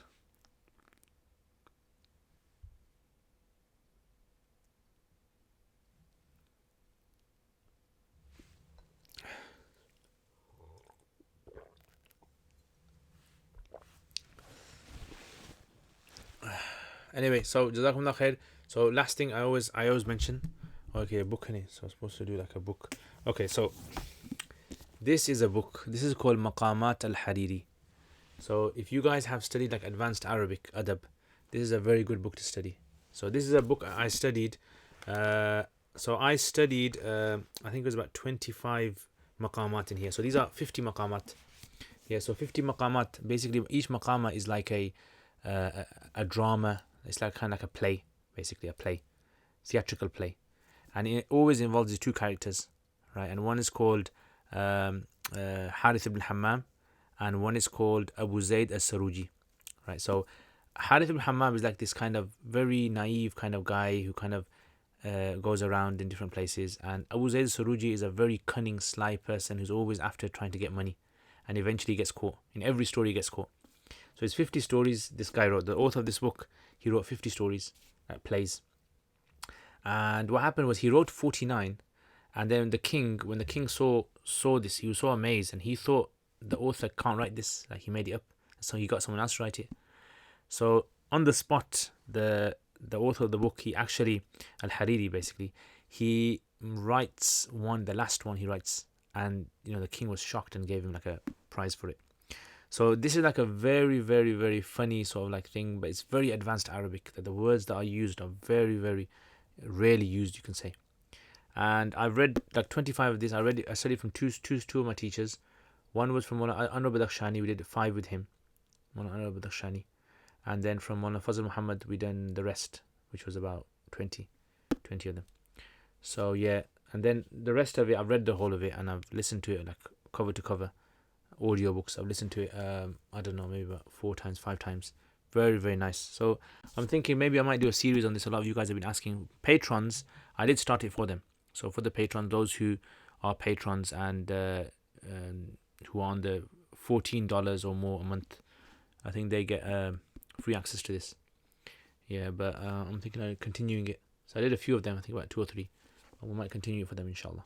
So it's Maqamat al-Hariri, and I'll just read to you guys from there, like a little snippet from there, so you guys can see, some of the kind of funny sort of like anecdotes that you find in here. Okay, let's see. There's one here. So okay. So this is basically one where they're trying to describe a woman in the best way you can describe her. Yeah, so like a poets were having like this challenge of who can describe the woman in the best way. So he says, كأنما تبسم عن لؤلؤ منضد أو برد أو أقاحي. So he says, okay, listen to this. كأنما تبسم. It's as though she smiles with pearls in her mouth, and lu'lu'in munaddadin, which are beautifully sequenced, or baradin, or pieces of snowflakes, or aqahi, or like a white petal flower. Yeah, aqahi is like those flowers with the yellow in the middle with white petals around it. So كأنما تبسم, it's as though this beautiful woman, when she smiles, and you can see these pearls filled in her mouth in a nice beautiful sequence. Or baradin, they look like they resemble snowflakes. Or aqahi, this white petal flower. So the other guy goes, well, okay, I can come out with something better. He goes, go on. He goes, نفس الفدا لثغر راق مبسمه وزان شنب ناهيك من شنبي يفتر عن لؤلؤ رطب وعن برد وعن أقاح وعن طلع وعن حبب. So he says, نفس الفدا, my soul is sacrificed for that beautiful smile. ثغر means like a smile. راق مبسمه, which makes the area of smiling, the part of that face, amazingly beautiful. وزانه شنب ناهيك من شنب, and it beautifies it so much. It's like glistening gloss, which is more beautiful. ناهيك عن شنب من شنب, which suffices you from any gloss that ever exists. So some people, like, they have this kind of white kind of gloss on their teeth, which looks very, very shiny, makes their teeth look shiny and nice and pretty. يفتر عن لؤلؤ رطب وعن برد. يفتر means that the smile opens up to لؤلؤ رطب, like moist pearls. The teeth are like moist pearls. وعن برد, and of like hailstones. وعن أقاحي, and those white petal flowers. وعن طلع وعن حبب. وعن طلع, let me just have a check. Yeah, so وعن طلع is basically, on date palms they have this kind of like white sort of like fleshy fruit, yeah, at the top. وعن حبب, and nice beautiful seeds. Yeah, so this is like one of them, and then he comes out with some other ones as well. Yeah, so it's like one of those kind of funny sort of like dramas. Yeah, and it's very short stories. So yeah, it's called Maqamat al-Hariri. So this was actually a genre. So there was a genre that started where everyone started to write these kind of funny maqamat. Yeah, it was like they're trying to use all the most difficult words they knew and sentences and proverbs and put it into a short story and see who can come out the best. So he had one and others had one as well. So anyway, Jazakumullah khair, guys. Thank you very much for watching this.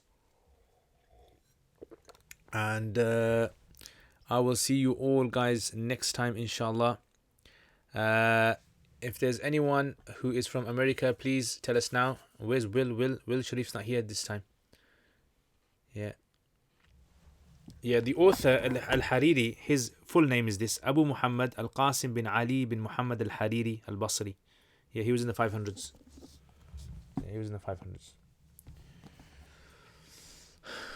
So, Jazakumullah khair. And inshallah, I will see you all, guys, next time. Inshallah. It's a bit late now. I think this is the longest that we've ever done. So thank you very much, everyone. And why now? Thank you very much for your beautiful donation. May Allah bless you with this, and may Allah give you barakah in this dunya and the akhirah as well. And land of the blessed. Wa alaikum assalam wa rahmatullahi wa barakatuh. Ahlan wa sahlan. Thank you very much.